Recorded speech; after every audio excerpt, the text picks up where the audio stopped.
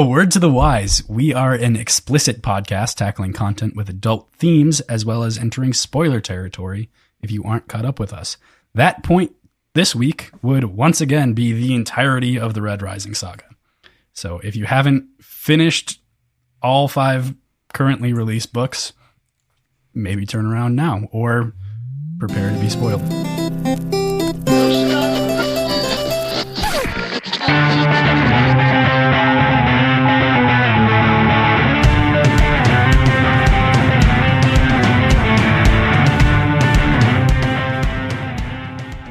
Hey there, this is Cross. And I'm PJ. And we are Words and Whiskey, a podcast for veteran and novice readers alike. We tackle fiction novels and love to talk about what we're drinking. You should think of us as your intoxicating weekly book club. And this week we have, yet again, several guests. So if you all would like to introduce yourselves, that would be wonderful. Whoever wants to start. We've got the coolest guests here, PJ. You didn't even lead them in that well. Come on. We've got most of Hail Reaper here with us today. We've got Jeremy, Janelle, and Mathar. Say hello, folks. Hey. Hello, folks. Hey, gentlemen. God damn it. Thanks for having us on. Yeah, to start off. Yeah. We're super excited. We said we were going to have you back, and we had to. We absolutely had to. So we're glad that this worked out. Except I was not That's back. True. So. That's true. And we are in fact missing Philip, of course, but dearly missed. But we'll have him on at some point, I'm sure. R.I.P. Be around for sure. R.I.P. Without a doubt. Philip's got kids. Lots of kids. It's true. He's got to take care of those little chitlins. You know, Jeremy's got kids too, but Jeremy's kids are in check. Older. I don't know. What do you call them? They're like, they're trained. Sorry. Jeremy's Potty kids trained. are trained already. Yes. I've housebroken my children. You have a furry kid. I'm the only one that has nothing. I don't have a kid either, or a furry kid. PJ has 2 though, and that's enough for me. Fair enough. It's enough for From me a too. distance. I have a law school. That's true. Law school is its own beast.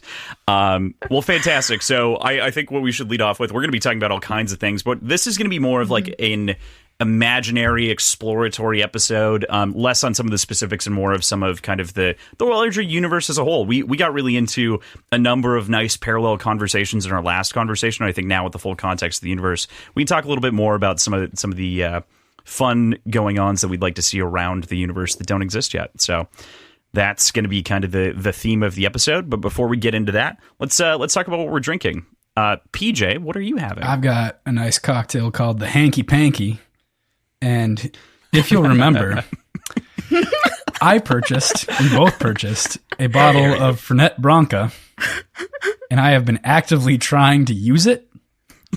And I've used fucking hardly any of it. So it is 2 ounces of gin, 2 ounces of sweet vermouth, and it calls for like half a teaspoon of Fernet Branca. So that's why I can't go through this thing, because it's got such a fucking powerful flavor. And it comes in a liter bottle, $7.50, I think. You know, the problem is that you feel like you need a reason to just drink Fernet. I mean, you ever heard of what do they call it?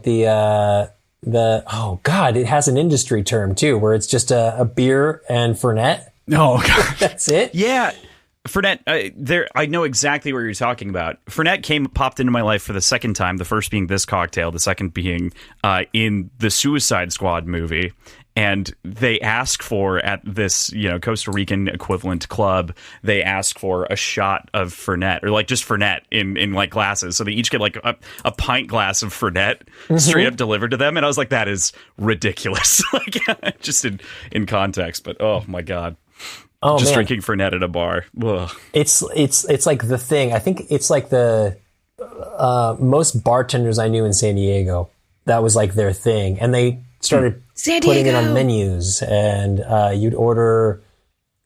God, I wish I could remember what it's called. I'm going to remember it later and blurt it out of the middle of like a really important poetic like diatribe that one of you are going to be on. I'll be like, that's what it's called. That's exactly. You don't what need it an is. excuse to just. You get one of those little shot glasses where it looks like a little boot.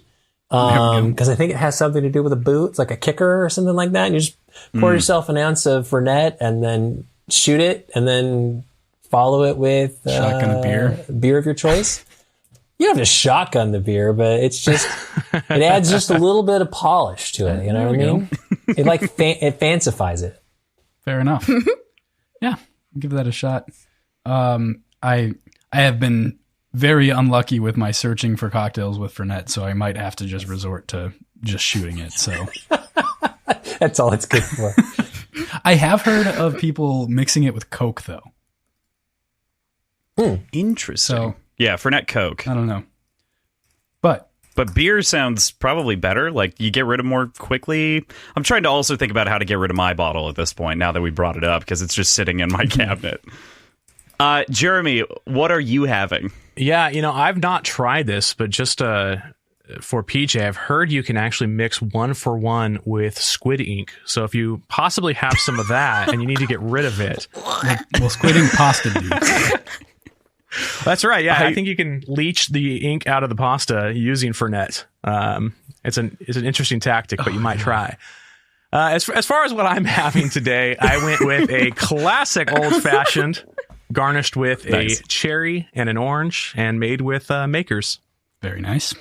Great. That's great. For the record, I still have all of the squid ink as well, in addition to all of the Fernet, so I might try the 1-to-1. Oh, gross.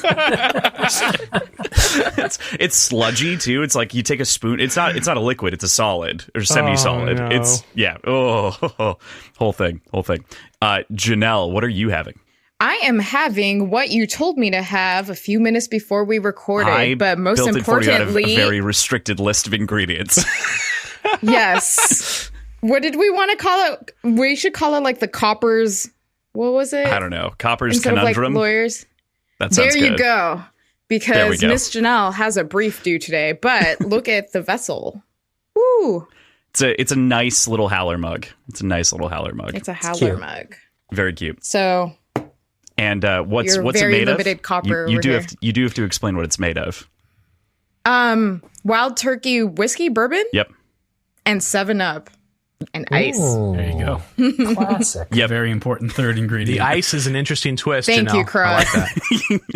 You just need. I'm clever. That's what you need coppers I was for, like, guys. do you have like an orange, any kind of garnish? She just goes, nope. And I was like, I said kiwis. Yeah, kiwis. I was like, just cut up a kiwi, take a slice, and just put it there. Oh, you don't mix it man. into the cocktail, just on the edge of the glass, just for I'm shiggles. busy sovereign, okay?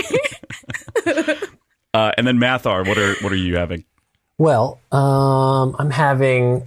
Let's see if I can get in here. There's a little sound bite there. It's called Imagination Supreme. It's a Okay. New England IPA made by a brewery called Imagination out of Missoula, Montana. Nice. Ooh, interesting. Yeah. And it's got a picture of our former justice, Supreme Court Justice, Ruth Bader. RGB. Yeah, There we go. RGB. RGB. RBG, right? Ruth Bader. RBG. Feeling very copper vibes here, guys. Yes, I like it. RBG. You're right. And it's as though I've been drinking, but I haven't. Yeah, it's almost like that. Yeah. It's almost Yeah, as a little though Ruth Bader that's happened. inspired Yep. New England hazy IPA. Ooh, I can't get over hazies. I've been drinking them for like 2 years and I'm not tired of them yet. They're just so good. We have them quite frequently on the show because they're just delicious and easy to drink while recording. And the That is reason I'm literally my having a backup beer is here. actually because I have let my bar go to the point where I had 3 options. I had wine, beer, or vodka. That's all I have left is Tito's. And so I could have made a Bloody Mary, what was left from this weekend, but didn't feel right. You could probably make some okay, sort of Matthew, cocktail that sounds with the 3 familiar. of those. My bar was similarly demolished. Yeah, it's rough right now. Yeah, I didn't think I was drinking that much on over the pandemic, but I don't know. And noticeably, it's gone. I don't know what happened. I don't know what happened.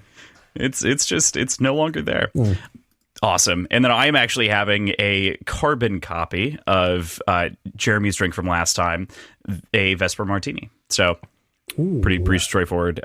Gin, vodka, Blanc, and in theory a lime twist, but I actually didn't have lime. I had every other citrus fruit, including like grapefruit, but lime. So just a dash of like a drop or two of lemon juice just to give it a little bit of citrus. But And what do you think? It's great. Love it. Love it. Haven't had one in a long time. That's why I was like, this sounds like a good move. Especially considering the weekend I've had. Let's level up the alcohol a little bit. All right. So with that, we'll go into the show itself. So we've talked a lot about this universe. Of course, we've explored a lot of different corners, and we've discussed previously a couple of stories that we'd want to see kind of fleshed out. I'd like to kind of take this a step further and really kind of dig into it a little bit. So if you could have any novella from this series, what would you want? Current characters, past characters, specific moments, a section in time. I know that we've talked at length about Merryweather. I'm going to just like put a pin in that one because, Jeremy, you can't get out of this so easily. But yeah. What do we want to hear? What would we want a bit from? Well, I'm going to go get started. You know that I am a big Mustang fan, and I want Reaper Stang Wedding. I want to see that. Ooh, yeah. That I feel like was neglected. We just got, we hopped into Iron Gold, and it was low wife, low husband. I feel like I was robbed. Excuse me, I need this. It's true, especially since we get Severo and Victress, like it's got to be equitable. Oh, here. yeah. So is that from the wedding planner's POV, Janelle? 100%. Ooh, that makes a lot of sense. So who's the wedding planner? Severo, duh. that wedding's not getting executed. I don't know if that's that obvious, actually, to me. That's a rough wedding planner.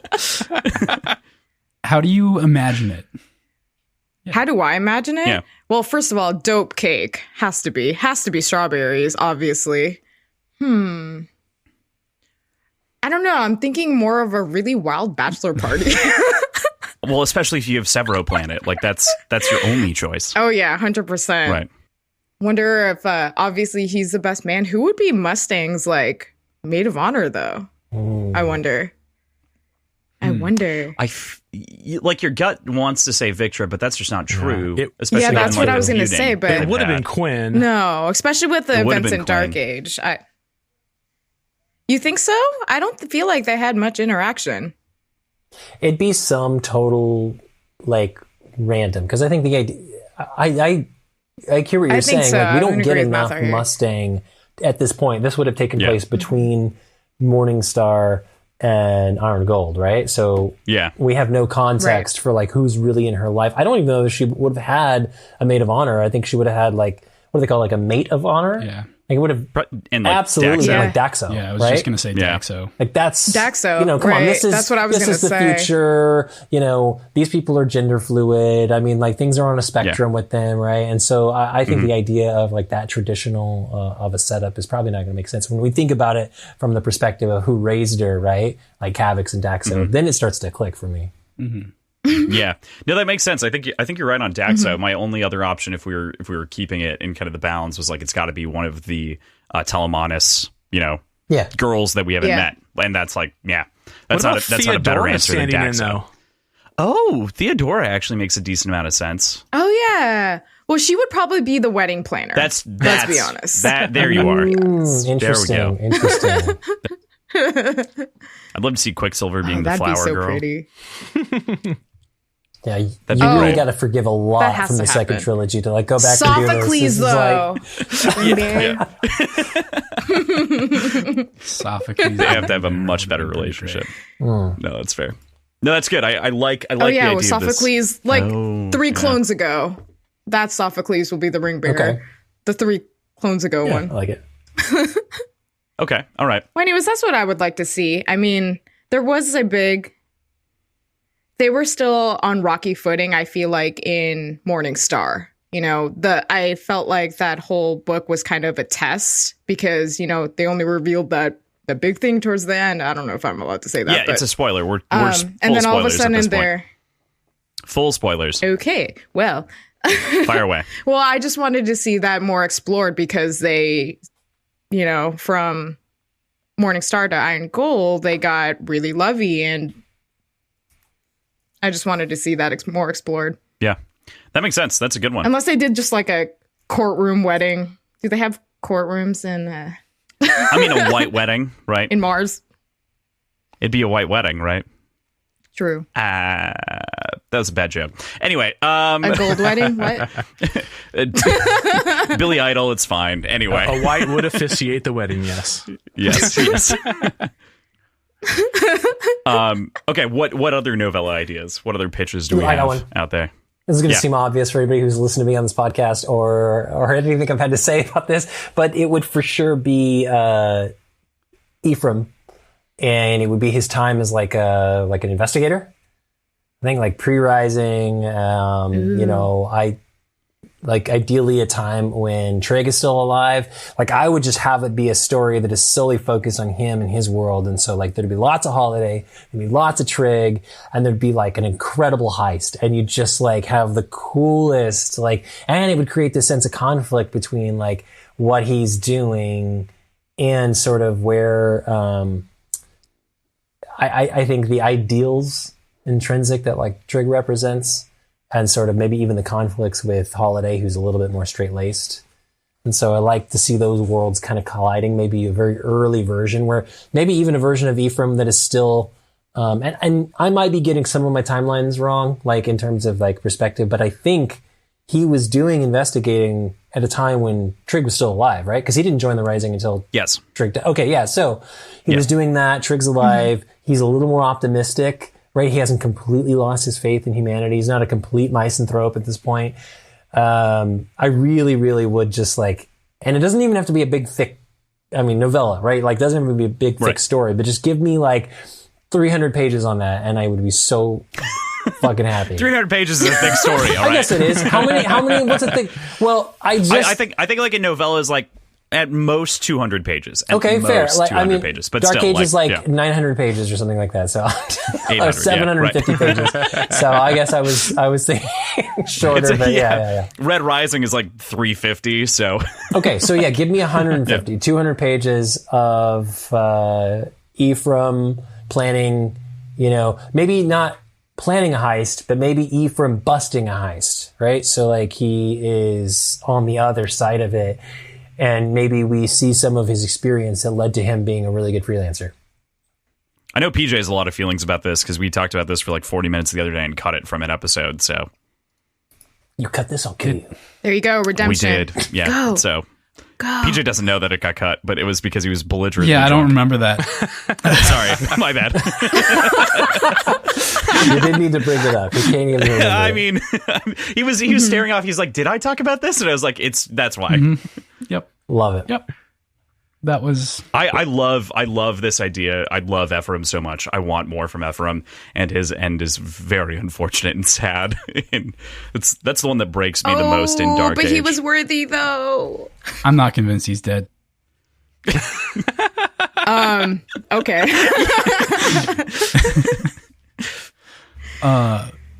It could be a Squid Game. You never know. That one hurts. I'm the only one who watched it here. I agree so hard though with the Ephraim perspective. I want a lot of that, and I think that it'd be nice. We've got the low to the ground rogue side.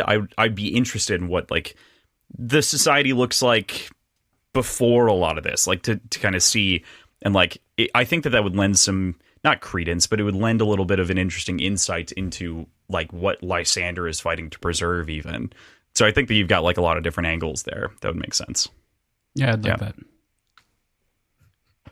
Do you have other thoughts, PJ? I don't want to hear that. Do you remember your drunk rants?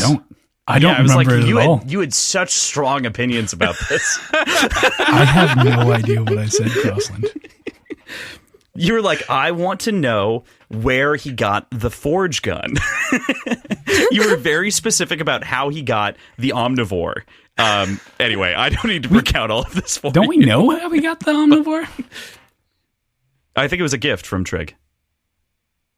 Oh. Which is like, that would be a perfect way to like segue that novella in. Yeah. I wonder if there were more mop moments, I think the drugs happened after Trig died. Oh yeah, darn it. Yeah. I think that novella day is great, and I'm a big proponent for that one. Yeah, Inspector Ephraim. But not like Inspector Clouseau style, like not bumbling Ephraim. We want pro Ephraim. Right. All right, what else do we got? All right. All right. So for me, Crossland, since you took off the number one from the table, that's so obvious, I'm going to get greedy. And I actually have 2 novellas that I'd like to see. Yeah. So only one can come to life, but I want to propose to. So both of them, timeline wise, happened on that 10 years between the 2 trilogies. So first one I want to see is The Rise of the Red Hand. Ooh. I want to see what happens, how society kind of devolves. At the same time, it's trying to seek freedom and democracy. I think it'd be really interesting to just watch those struggles with the Solar Republic, watch them kind of lose the allegiance of certain planets and certain families, and see how that all kind of unwraps. Is there a particular planet? It's on Mars. Like, would you right? like to see it like Mars or? Yeah, I think it would have to be probably based on Mars. I think it would make sense. Mm-hmm. But just watching kind of Mercury and Venus kind of abstain from the Solar Republic and kind of seeing the political rivalries there and how that all works out, I'd find very interesting. The second novella would be Let's Follow Lilith. Let's pick up where she escapes from the Lion of Mars in Morningstar. Ooh. And how she corrupts Publius and becomes the Syndicate Queen. I think that would also give the availability, and I think that actually kind of like merges into Mathar's idea, right? Because it's going to tease out more dukes. Mm-hmm. It's gonna see more of that grimy underworld. I think that would be a fun one. Mm-hmm. I think you'd actually pair up those novellas as like a. So I recently have been rereading. Yeah, exactly. Yeah. Or like you could intertwine the stories and like do 2 like POVs there. Right. Exactly. I think it's a great idea.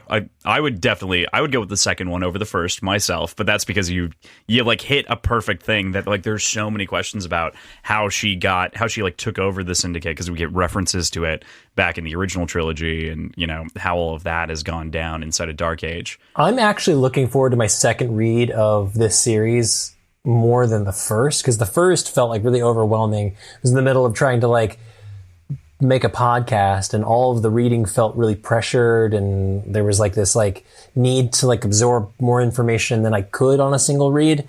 And also, you know, I have a busy schedule, so I don't read really fast. So my second read, I feel like I'll have all this context, I kind of know where the story's going, and I look forward to being able to pick up things exactly like what you're saying, Crossland, like being able to pick up on that subtext with the knowledge of where this is going to go.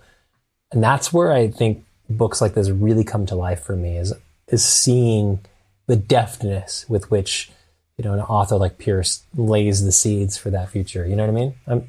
Yeah, totally. I think that is what I love so much about the series, is in all the rereads, like in this third, fourth reread for me, depending on which book we're talking about, I was like, I focused on the poetry and the history, and like got to like drag that out from underneath all of it. So yeah, I mean, there's so much inside of the series, yeah, that I can offer. I love that Lilith take, though. Here's a fun question. It's spelt Lil-ath, A-T-H. Do you guys still say Lilith? Of course. Yes. Yep. It sounds like Lilith. All right. Yeah. That makes sense. Crossland very much emphasizes the ath part of it. It's Lil-ath? Lil-ath, yeah. Lilith. Because it's not Lilith. Like, and it seems as though it was one of those things to like just change it a little bit so it wasn't too on the nose, that should like the progenitor of demons and whatnot. Like, you don't want to put that out there, but I don't know. I don't know. Maybe it's one of those things like every DM that I know, like always, you know, goes for the classic insert the Y instead of an I, like to make it more fantasy-esque, right? It's like, maybe it was one of those things just to kind of give it tweak it, just tweak it a little bit, right? Have to figure. And what are writers if not like glorified DMs? It's the same job. One has a lot more babysitting, so there's that. That's true. There's a lot of babysitting in DMing. That's a good call. Yeah. Really, an editor is like the writer's DM, if we think about it real hard. But All right. That I love that idea though. I think specifically like getting in on the ground level, thinking about Lilith, thinking about the Syndicate, and like you said, the Dukes. I want to know the Duke is the like how many we got hands, we got legs. But Duke of Butts, we already established in a previous podcast. The Duke of Butts This is true. That exists. This is true. The Duke of Butts has That's to the one exist. I'm backing. Yeah. You're backing the Duke of Butts? Backing the butt. I would That do just the makes Duke of sense. Butts. Duke of Necks, just like a really thick neck. Oh, nice. Definitely obsidian. Duke of Delts, 100%. just like Get those quads. skipping every leg day. It's just all about the Delts, dude. Duke of Delts. Oh, man. All right, PJ, I'll see what's your myself novella? I want to No, we see love it. the childhood and adolescence and coming of age of Octavia. Because I want to learn more about the Mind's Eye, which we know we'll get from that. And I want to know what she's like before sovereignship. I don't even know how old she was when she became sovereign. Like, I have no idea. I know. Well, there was a story. Well, she betrayed her Right. father. Oh, yeah. So, but I don't know what age was that. Yeah. So all of that. What drove her to do that? What So- her friendship with the Furies were like before any sort of power, like all that stuff. I'm such a fan of this, PJ, because you ready for a hot take? Can we do hot takes? Go for it. Hot takes are ready. Let's do it. Hot takes prepared. I love Aja. Aja is one of my favorite characters. Like, died too early. That is true. So fascinating and interesting. And I also really like Lysander. So, like, I really like Lysander and Aja's relationship. And, like, she was very matronly with him. Like, she was his mentor and his friend. And, like, I think there's, like, a side of Lysander that is, like, that could have been a really amazing diplomat, could have been a really amazing politician and really helped a lot of people in another time. And I think a lot of that is because of like, I think Octavia did more harm than good. And I think Aja is actually not the like the villain that like she's kind of painted to be from Darrow's perspective. We can't trust Darrow's narrative, right? So like we can't really trust his perspective. And I think there's more to Aja than meets the eye. And this, PJ, seems like the perfect opportunity to really see from a different perspective, like what an amazing, amazing person Aja is. And I mean, whether that amazing includes good, I don't know, right? Maybe she's not good. Yeah, but she's an right. incredible character. Yeah, she is. And I think the biggest point of her villainship, I guess, is less to do with her actions and more to do with her capabilities. Like, she is a very, very capable razor wielder, and she's on the opposing side. So Yeah. she is a pinnacle villain because she's just really, really hard to kill. You know? Yeah, as an obstacle character in the story, she is just absolutely like there's no doubt that she would be standing in the last few chapters of Morning Star. Like when you're reading it, it's like if this happens, it's going to be just such an epic moment, and the payoff was really good. But I do wish that I got to know her better. I'm with you. Good one. I love that. Ooh, what about like a novella of the students of Lorne? I think that would be dope. Pretty dope. Yeah. I think that would be sweet. I think that Lorne almost also in a similar context, like doesn't get enough direct time on page, but gets a lot of indirect time on page, especially come to later books. But yeah, Lorne's an interesting one because it seems logical that I, of all people who's talked way too much about Stoicism and everything else, would say I want a Lorne novella. But I don't fucking want that. I don't think anyone really wants that because it would really just be a lot of him justifying murdering a bunch of people. Oh, oops, not that. But that would be what it is because that's his entire life, and he's very upfront about that. He's like, I hate it. However, before I verge off there, I totally agree on the point of Aja and sort of the importance of the story and the meta narrative that Lysander was dragged down by circumstance of Octavia, like being related to Octavia, and obviously his parents were. What's so fucked to me about Lysander, and we've already done 2 episodes talking at length about Lysander, but what's really messed up to me is that his parents were were trying to change the society and were against a lot of the standards. Yeah, totally. Thank you. I could not remember the term. reformers within the society. So that's just the extra messed up part, is that he ends up being he has undertones of reformer in him, likely because of Aja, because a lot of the rest of it was pulled out of his brain by Octavia, but with Aja's knowledge. So I think there goes her goodness possibly in that novella, but that's okay. But that's also kind of the thing, right? She's very angry about that because she's aware of it, and I believe it was even referenced by Calendora saying that like she almost killed Octavia for that. Like she was at rage, at odds with Octavia. Well, and I think there's a lot to be said about the idea that, you know, Aja understands. Okay, if you like Roke, I think you can get behind Aja. Yes. She duty foremost, right? Like her duty, honor. I do like Roke. Foremost. Sorry. Right. You know, because like that's the thing is like Roke was on the opposing side, but no, a lot of people who like Roke are like, no, like he's not Adrius. He's not conniving, manipulative, sadistic. Like there's nothing about Aja. I think she enjoyed what she did, but not because she enjoyed killing. I think she enjoyed being good, right? I think she enjoyed being good at her job. And I think she was doing it with this conviction that she was on the right side of history. And as many dictators are wont to do, like not that she was a dictator, but I mean, I think as many dictatorships are, they're like to believe that they're on the right side of history, delusions of grandeur, whatever, right? Like I think that aside, I think complicated history, a soft side that only really comes out around someone like Lysander, you know, there's a ton to be explored there.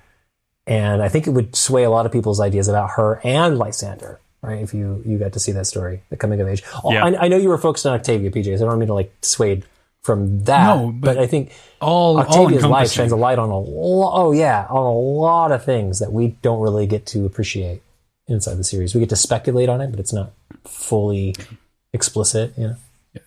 And we'd see Moira. I think that's the other part of using Octavia's perspective as the lens to see the rest of the Furies. Like we see a young Atalantia, we see Octavia, or obviously we see Octavia, we see Aja, and then we see Moira. So Moira is given no time and gets no further explanation outside of basically being decapitated, and that she was a political whisperer. So I think she was melted, actually, now that I think about it. Oh, God. With the pulse fist. It was a pretty bad time. Shot in the rib cage a bunch of times. Yeah, it was a bad time. Yeah. I'd be down to just be in the book just to do that, though. Like, Janelle the Howler, and then, she got melted. I'm like, but there was my one line. And I'm dead. Yeah, but you remembered how I died, so. Yeah, fair point. It's canon. All you got is the shout canon. To the wind, okay? Yeah. Puffin gets melted. Puffin's melted. Isn't that like the Sovereign Road anyways? Getting melted? No. The road to sovereignship is a lot of meltings, including the Howler melting pot.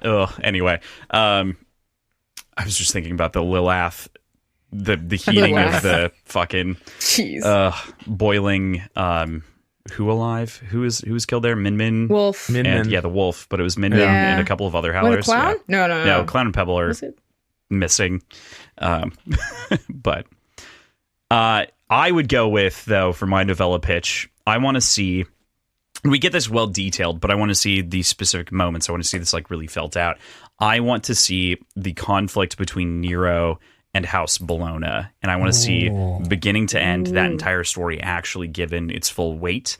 I think that also sets up in a great way, if you had that as a novella to kind of insert into the story wherever you read it, it would lend a lot of intrigue into the fact that like even Cassius and Mustang were dating for a while, because there's that entire side of the relationship that's very messed up, because that's like their families intermingling has been a problem in the past. So, that's very much rival families. And I just think that is such a tragic conflict. Obviously, we already know the end, so that's its own thing. But I think that could use like a little bit more detailing, and I think you could really add a lot to the world with like just a little turn of the wrench. I kind of feel like this is your backdoor way of getting Lorne in, because I feel like this is going to be a third-person past tense narrative, and the unnamed narrator is actually Lorne. He's like, let me tell you a tale of really bad political consequences, my sons. It's a great call. So, as narrated by Lorne, the tragedy of Iona Bologna. I like that. I think that Lorne's tale and recounting of that really did kind of wet everybody's whistle, so to speak, and give them a taste for that. So to see that vetted out, and I agree. I like that.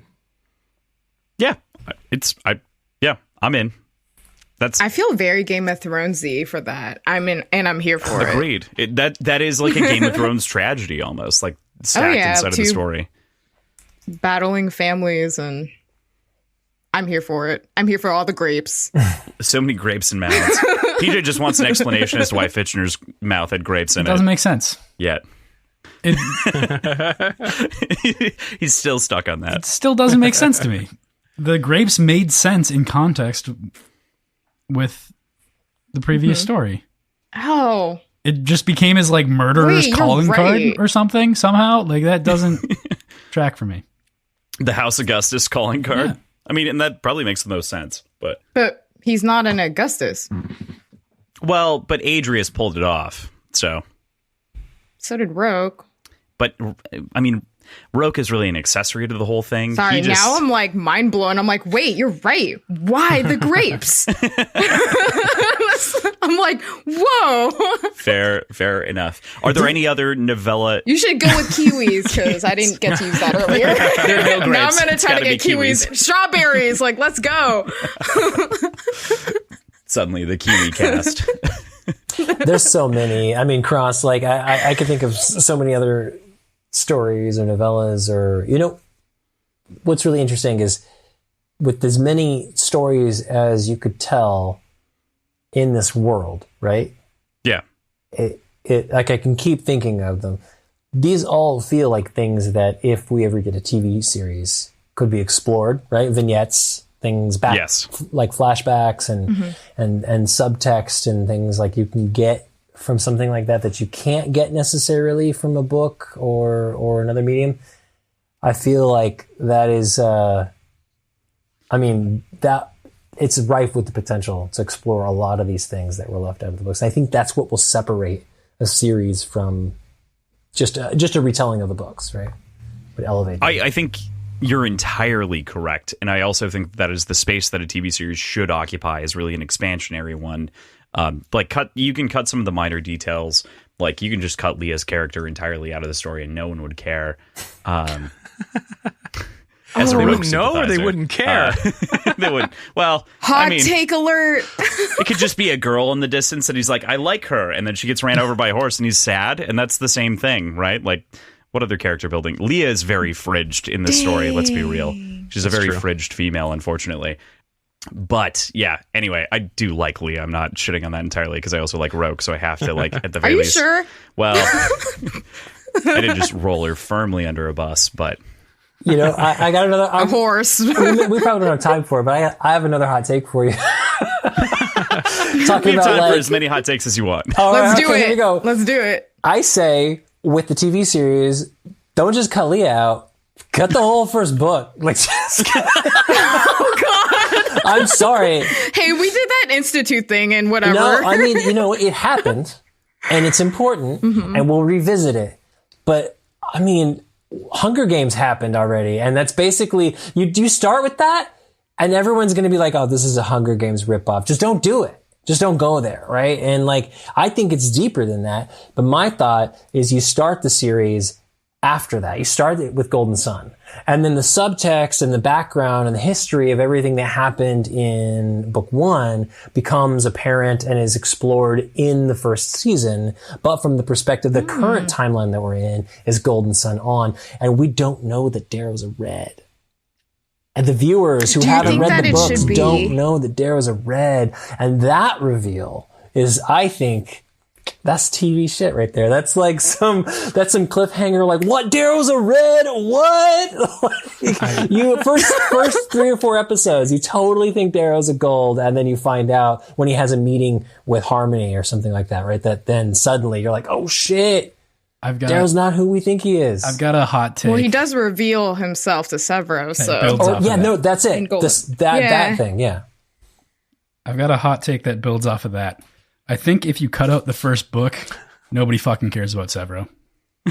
Oh, I don't think he matters. No. At all to the character, to the audience. He really shines though in Golden Sun. I feel because he did save Darrow after the gala. Yeah. So, but not as not in a super prominent character way, and his entire personality isn't. His entire personality is based on the first book. If someone's not winking off in the bushes, then what? Severo's shining moments. I could say that it builds. I'd argue that Severo for me didn't really click until book 3, honestly. Morningstar. Yeah, exactly. That's when I'm like, oh, I love this kid. Like, that's where he came to life for me. Up until then, I was like, he's just the Goblin of Mars, right? He's just kind of a quirky, weirdo character.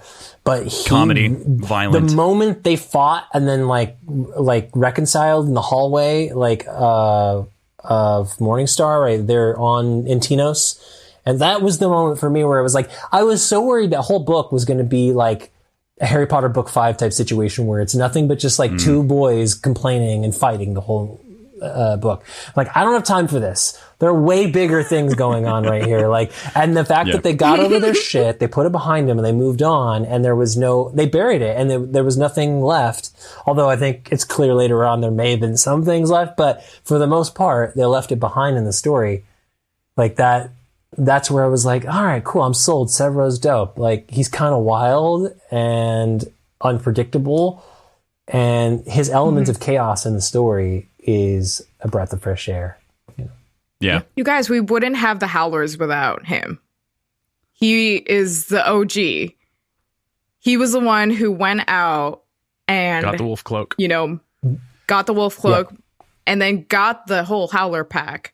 But you could. Hot take, I argue he's Howler 1. But you could through, the magic of editing in a season 1 of Red Rising, the series.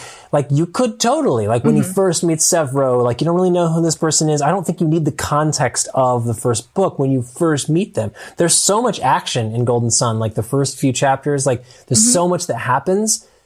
I think you could start there, but then through like flashbacks or, context clues, kind of establish like everything that happened in the first book leading up to a reveal of who Darrow really is to Severo.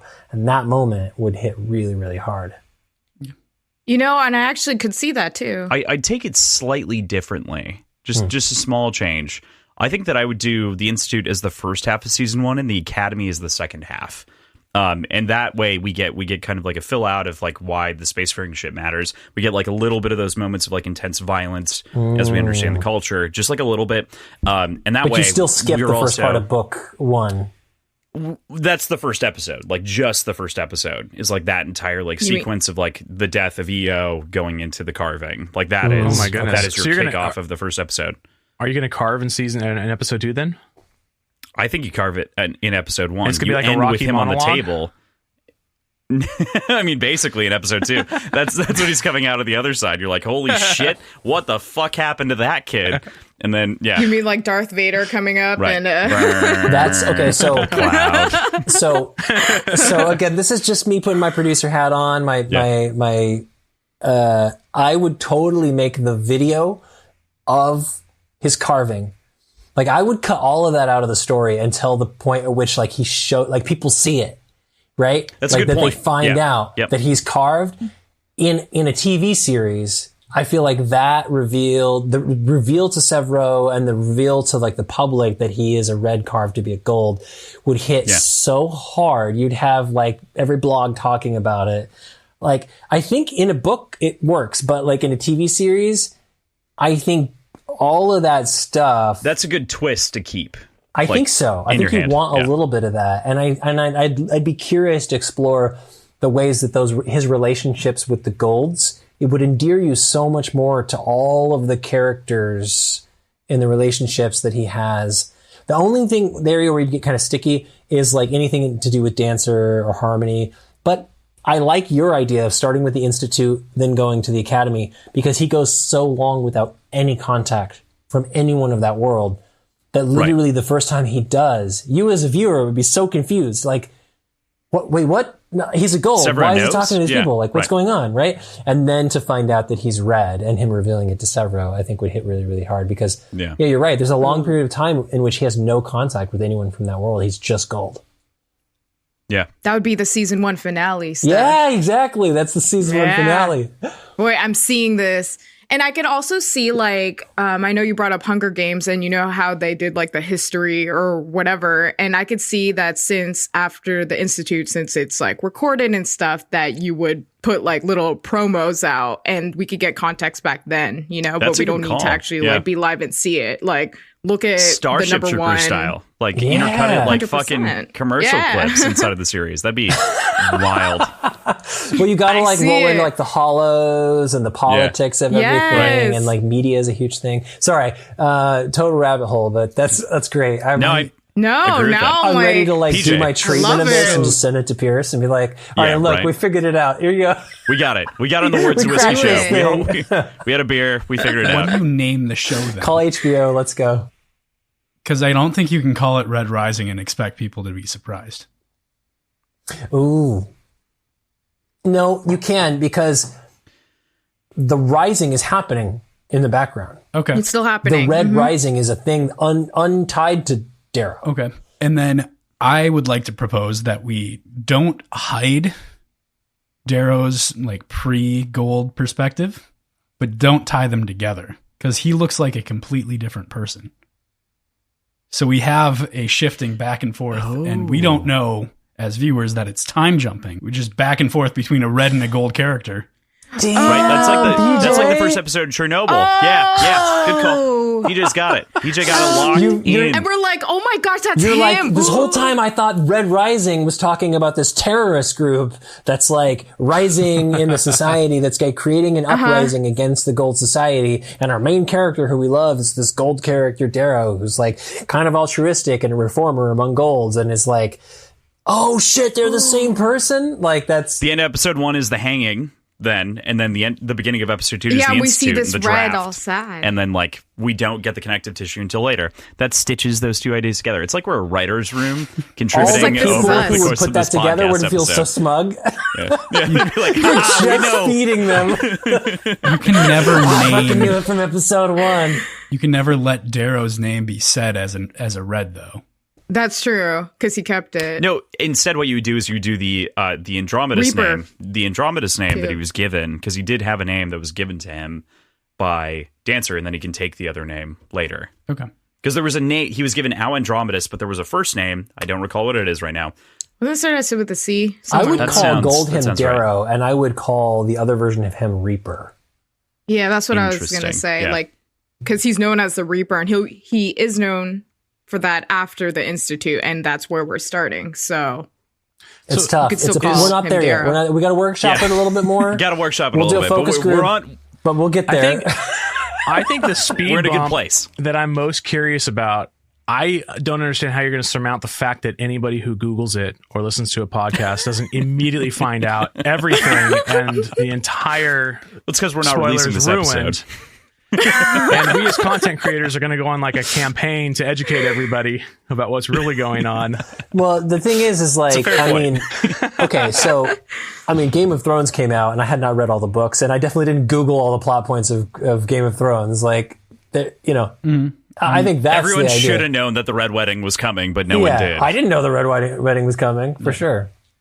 oh, I'm the worst. I actually watched it because of that scene, and I was like, "What is this? This is intriguing." That's also a good and reason then to I get watched into it. it. You know, on the same side of things, the dead Yeah, horses I'm the are their worst. own moment, right? Yeah. Which is why I didn't Everyone want to cut knows the if you're really institute. into a TV show, you just stay off the internet. That's just what you do. You just don't go on the internet. Team no hype. Team no hype. Spread. Team no hype. Yeah. Oh. I feel like I wanted to like get to the TV show at some point, but I feel like we killed it right here in terms of how we would pitch the first the first season, basically. Do you think though that maybe the series extends into do you think it only covers the first trilogy, or do you think we go into the sequel trilogy at this point? I think we'd Of go. the series? Yeah, because there's a time jump and like aging actors and everything else. Like, what do we Gotta think? wait 10 years. You know, Yeah, I you just think wait they- it out. I agree with PJ. like a whole like Boyhood thing. Like you hire Richard Linklater to like make your your TV series. If there's one thing I know about Hollywood is they're completely willing to pass up profit in order to wait out a story and make it good. Yeah, you're absolutely right. Super duper. Jeremy's correct. Yeah, they didn't rush Star Wars out or anything. No, they value art above profit. You're right. So no, I think you do, and I think the time jump is pretty easily explained with a little bit of makeup, and like 10 years isn't that much for adult characters. Right. For someone who's going from early 20s to 30s, like that, it's a significant time. But like, you can weather someone. Plus, you can dial back their age a little bit in the first series. These days, I mean, deep dial fakes up the age even. Yeah, exactly. Yeah, you could just say that they went to a carver. Okay. Yeah. I mean, they could shoot the first. I would guess that the first 3 books probably wouldn't be 3 seasons. I'm guessing they'd probably do the first 3 books as like more if they could, like 4 or 5 seasons. I could see. I think especially the 3rd book has to be 2 seasons. Like it splits in half so well. Yeah, and then once you get into the 4th book, like I don't know that they would skip 10 years. To be honest, I could if I was doing a TV series, I don't know that I would skip 10 years. I think I'd probably fill in the blanks a little bit. And like maybe weave kind of like the end of Morningstar, like at the end of one season, and like what the context of what's happened. Because there's so many timelines so many perspectives in Iron Gold that I feel like it's going to be hard to do that without some context. How do you do packs then? Back to the Conquering of Earth thing back to the like timeline jump that we're talking about in that space. I want to see the Conquering of Earth back to the novella idea. Like, that sounds like a great time. That 10-year space where they captured Earth. There's so many battles that happen there. Yeah. Did you just say that sounds like a great time? A great time for us as viewers, but not for everyone else. That's a good point. Fair point. All right. As Earthlings. Sorry, I derailed your podcast, Cross. This is the whole point. I'll teach you to invite me on your show. How dare you? Second time in a row. Well, we aren't bringing up guests on this time, though, so we're outside of that. Regardless, man, there's just so much to do with the TV series, and I think that, thankfully, because of the way that Pierce has written it, we can fill in a lot of those spaces. Like, that's the gift that's kind of given to the TV writers eventually, is there's so much to play around with in the sandbox that people would want to see, that I don't think anyone would be upset about, like, some drop details if they got more of the other things. Oh, totally. I think there's always going to be people upset about drop details, no matter what. Well, there's always people upset about everything, PJ. So, yeah. You cannot appease everyone. Let's talk death, though. Dark Age, and the series as a whole, is filled with a number of very critical deaths at different moments. When we hit the end of this book, the body count is incredibly high across the entire series. We had whole death pool predictions inside of our show. But there are plenty of our main heroes left standing. Who do you think should die but hasn't? God, I struggled Lysander. with this question a lot. Lysander's too easy. You can't do Lysander. Fine. That's low-hanging fruit. Don't be lazy. I tried. That was good. So for me, this is a hot take. I'll go first. Book 2s for Pierce have a very formulaic approach to them, very much like Empire Strikes Back. Totally. And by the end, you find that despite your gains in book 1, you are very much on the back foot. And you, especially in Golden Sun, I mean, that's like really obvious. I think he tried to change the formula a little bit for Dark Age and just sent everything to hell instead of just the good guys. Right. So I think you can actually have a little bit more balance in losing an additional good character. And my hot take would be Severo. So say we all. Yeah, I think he served an amazing purpose. His narrative throughout up to this point is great. He sort of pieces out in a way.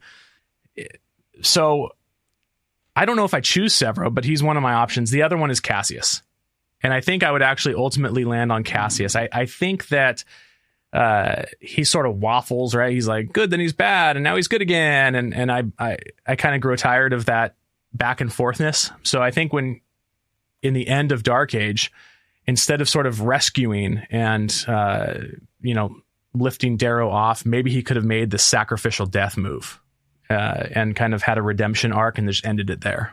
You'd have needed like 50 more pages to pull that off, but I don't disagree with that. Yeah, well, I mean, you had 800 or some odd. Why not 50 more? Yeah, right. You'd have to build him up because he is kind of like he's not Deus Ex because it's planted throughout the entire story, but like he shows up at the last second. So yeah, okay. I think I agree most with the Severo opinion. I think that Severo can die, and almost it's upsetting in a way because when I think about kind of the metaphor between Darrow and Severo is that Severo is choosing to be a family man at the end of Iron Gold, and Darrow is choosing instead for the Republic. Severo to die also lends credence to the fact that Darrow made the right choice to not go back, which is kind of messy with the way that I would hope that Darrow would think at this point in life, but. Yeah, I also think that we could do Severo could die. To your good person point, let a good guy die. Other thoughts? Well, I was gonna say Cassius as well, but I just think that yes, he came towards the end, and I guess he had like a conversation with Virginia since she's the one who brought him in. But I think that might be setting him up more for the next book. Yeah. To have that whole redemption arc. And then he was good after all. So I'm going to have a weird random one and say Kavix because he almost died, but he did not. Wasn't Daxo enough? He's walking with it. Haven't the Telemanicus You took suffered Cassius enough? from me. And I'm really sad about it, but because, Virginia's my girl, but I'm just going to, I think that she needs to stand on her own too. Yeah. And I know that she has leaned on the Telemanicus and that he's advising her and still advising her and grateful that he survived those wounds. But it could have easily been okay, though.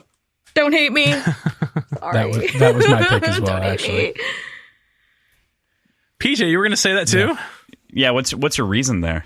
You love Cavax. Very similarly. I think I do too. I think it leaves sort of a spiritual guide for Virginia a little bit. Much like Lorne. In the same way that Lorne is for Darrow. Yeah, exactly. But I guess that leads into mine. I think Virginia should have stayed dead. Whoa. Oh. Virginia stayed dead? Well, Did she die? Quote, died, Yeah. quote, during everyone thought that she was dead during the Day of Red Doves from a media perspective, but. So I think, more really? there. For me, I didn't get that payoff that she was back for what, 3 weeks? 4 weeks?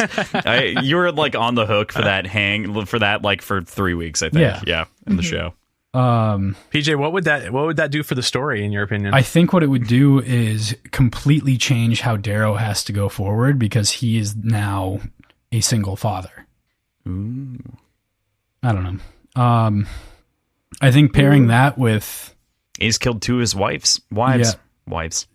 There's that. There's the guilt that will come with it, with him not being there. Husband of the year. There's a whole lot that Husband of the Darrow will decade. just put on himself that will be very, very just tragic and emo and however else you want to put it. But it will dramatically change his course of action. And that'd be a fun motivator, I think. Oof. Dang. That cuts, dude. How dare you? How dare you? Ooh, Mathar, I'm waiting for this one.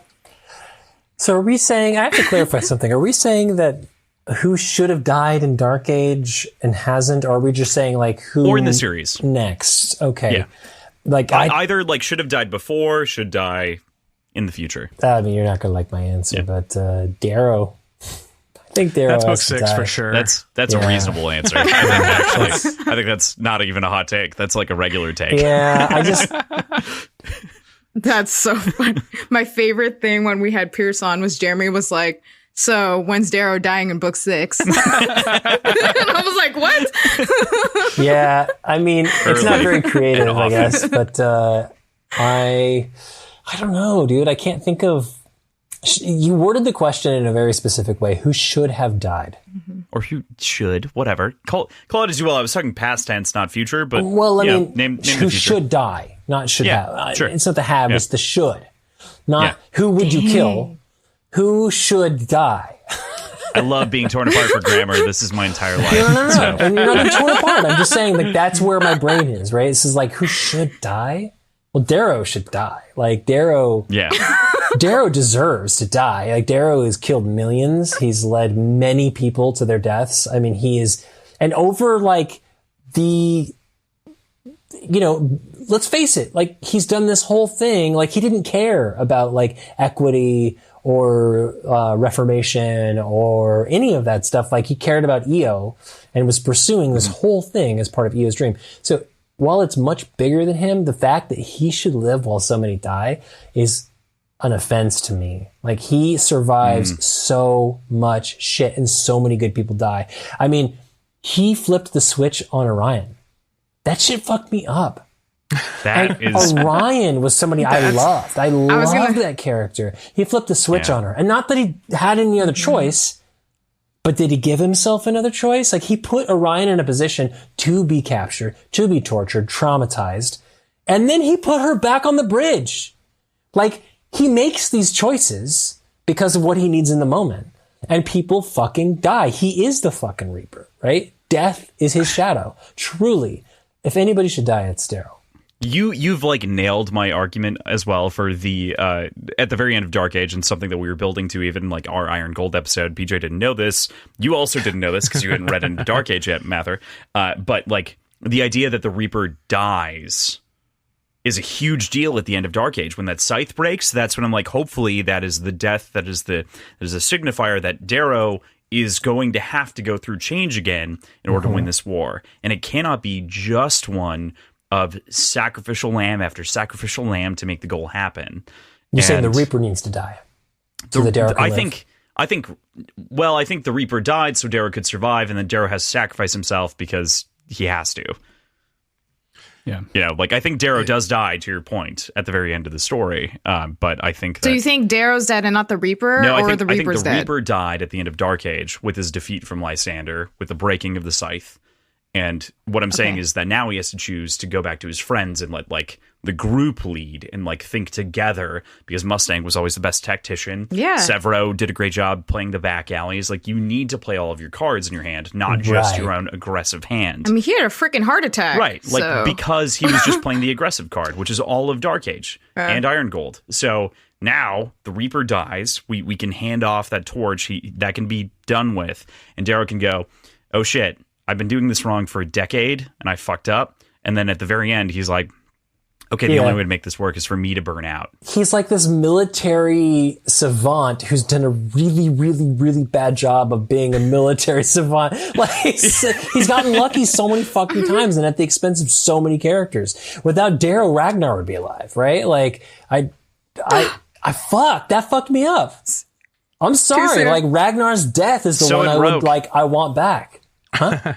Yeah, so he did volunteer, but Rogue, though. Like, I mean, that's a whole like it's Rogue made his bed, you know. Like I'm not a hater on Rogue. I feel like Darrow made Rogue's bed, but no, come on, Darrow Rogue is like an elitist privilege. No, I feel like I mean, think about Rogue is totally like magic is might, right? He's truly like, hey, we were born to rule. Like that is fuck that shit, right?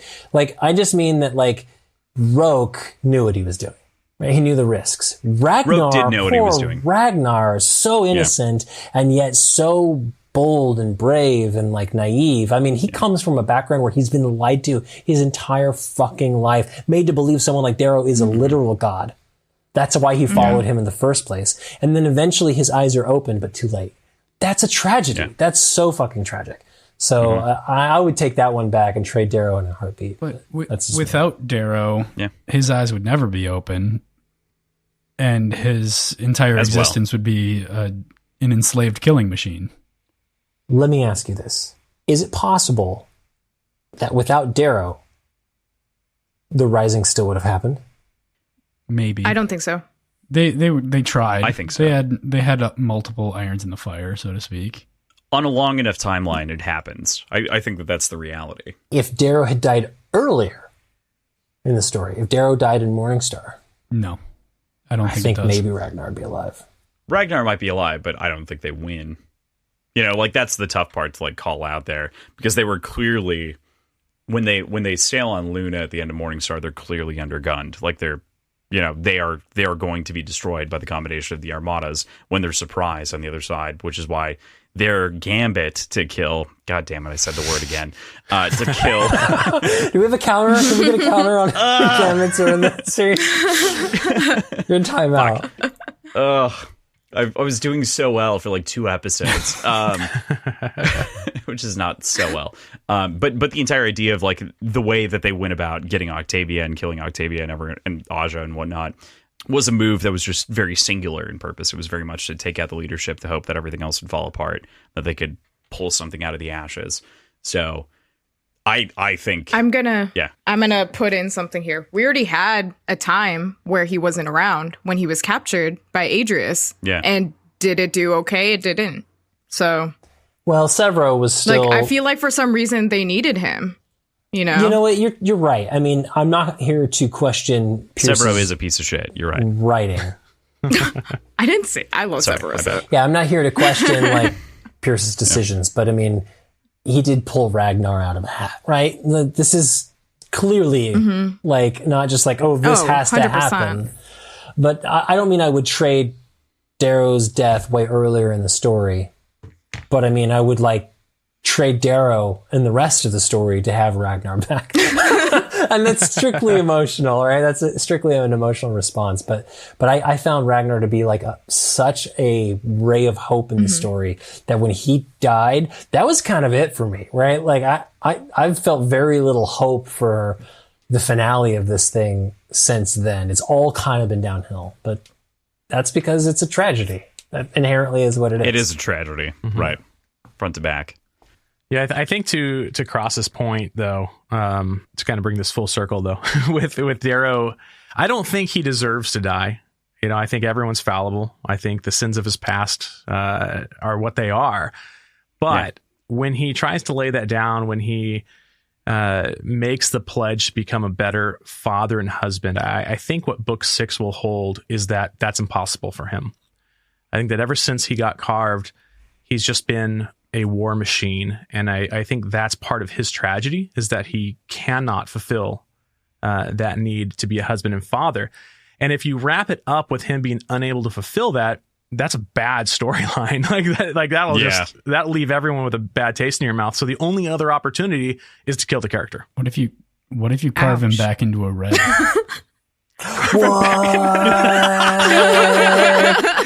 And then drop him back in the Hey, we mine. want this back. Can you return this? Return, Darrow. Your lease is up. I mean, Lysander shows up to the mine for his third wife. physically stops him from being able to be in battles like that. But why would you do that? It forces him to have to try to be a good father and husband. I think you could argue, PJ, that being forced to do anything doesn't. I mean, it would depend. Does he make the decision to do that? And if so, is it because he knows that he can't stay away from battle? Because the more powerful resolution is probably him saying, yeah, I could, but I'm not gonna. Yeah. Right? Like I'm done. Taking the agency away, and in a moment in which he could choose agency, like where he could choose to put himself in front of the battle. Is it taking agency away if he's choosing to take his own agency away? It's a choice. No, yeah, you're right, because there's no world in which like someone else carves him back into red. I guess it's like that's an Adrius thing, It's like a sick situational joke. agency thing, Like a sick joke, like maybe Lilith, right? Like she's like, turn you back into a red, and you're gonna have to watch your empire fall. And then he's like, that's fine because I'm a good father. What do you guys think he wants, though? Like, I feel like, what do you think in his perfect world? Does he want to be like Lorne on an island with Darrow some wants a griffins, daddy. like chilling? Let's be real. Darrow wants a daddy. Darrow wants someone to say like, "Oh, you're good, just the way you are." Like needed that shit, you know. I think like Darrow's been lacking any kind of sense of I'm good enough as I am. Like, I think he's constantly trying to fulfill some concept of himself that isn't good enough, right? Just constantly looking for validation. I feel like it's why he's done most of the things he's done, is like, is it good enough for my new gold family or my new gold friends? Is it good enough for like the Rising? Like, who am I? That's the whole series. It's like Darrow brooding over like, who am I really? Yeah. And I think I've talked about this in the sequel series a number of times that I've made this point, but chapter 3, the fantasy in Iron Gold, is the most overlooked chapter of the entire saga in my head, because that is literally the definition of what Darrow wants. Finally, we get exactly what Darrow wants. We get exactly like what Mustang dreams of, what they all agree that they want, and yet they know that they can't have it because it is not such a clean world in which this rebellion has happened, and they're not going to be able to, push it in that direction. So it's a tough spot to be in. On that note, on that massive down note, I think that a death that should happen in the story that hasn't, we've gone through so many, but I would really like for the, God, who was I thinking? I actually had a decent answer to this. Why am I blanking? I wish that Atalantia would have died in Dark Age, because I think that would have given a very different perspective of Lysander, because it would have been locked into the political machinations of her and what she's doing. Because between the trio of like Apollonius, Atlas, and Atalantia, all with A names too, that's extra messed up. Triple A. What AAA? What does he's being pulled in 3 different directions, basically, by these 3 different Magmanius personalities? Like, how does he manage that? What do you do? So I think that you have to eliminate one of the trio in some. Otherwise, there's no way you can pay off each of those deaths so incredibly well, because I think all 3 of them have to die coming into the next story.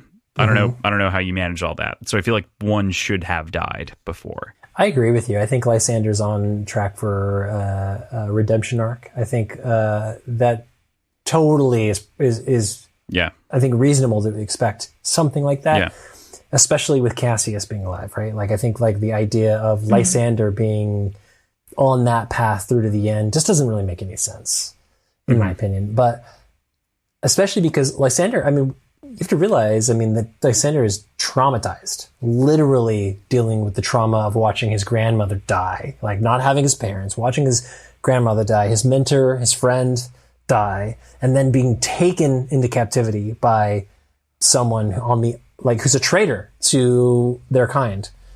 Even though I think eventually Lysander comes around to accept Cassius for who he is, there's a lot of internal conflict there that is just taken advantage of by people like Atalantia, Atlas, Apollonius. Like it's like Apollonius sniffed it out from the moment, right?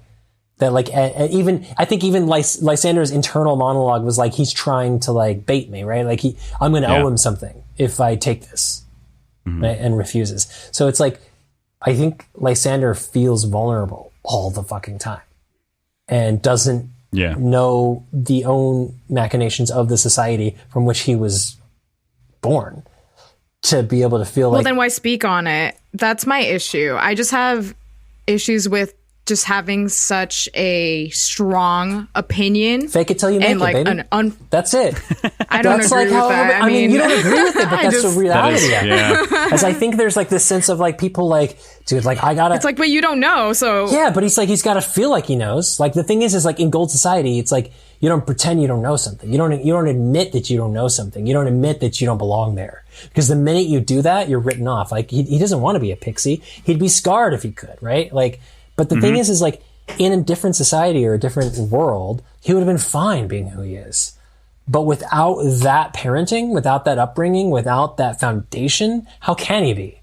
Right? He's just also looking. He's like just Darrow's without all that privilege. I mean, oh well, that's true. I mean, listen. I was like, I'm just saying that, like, you know, it's hard because it's like you've been tossed around, right? You've been like, pulled in all these different directions.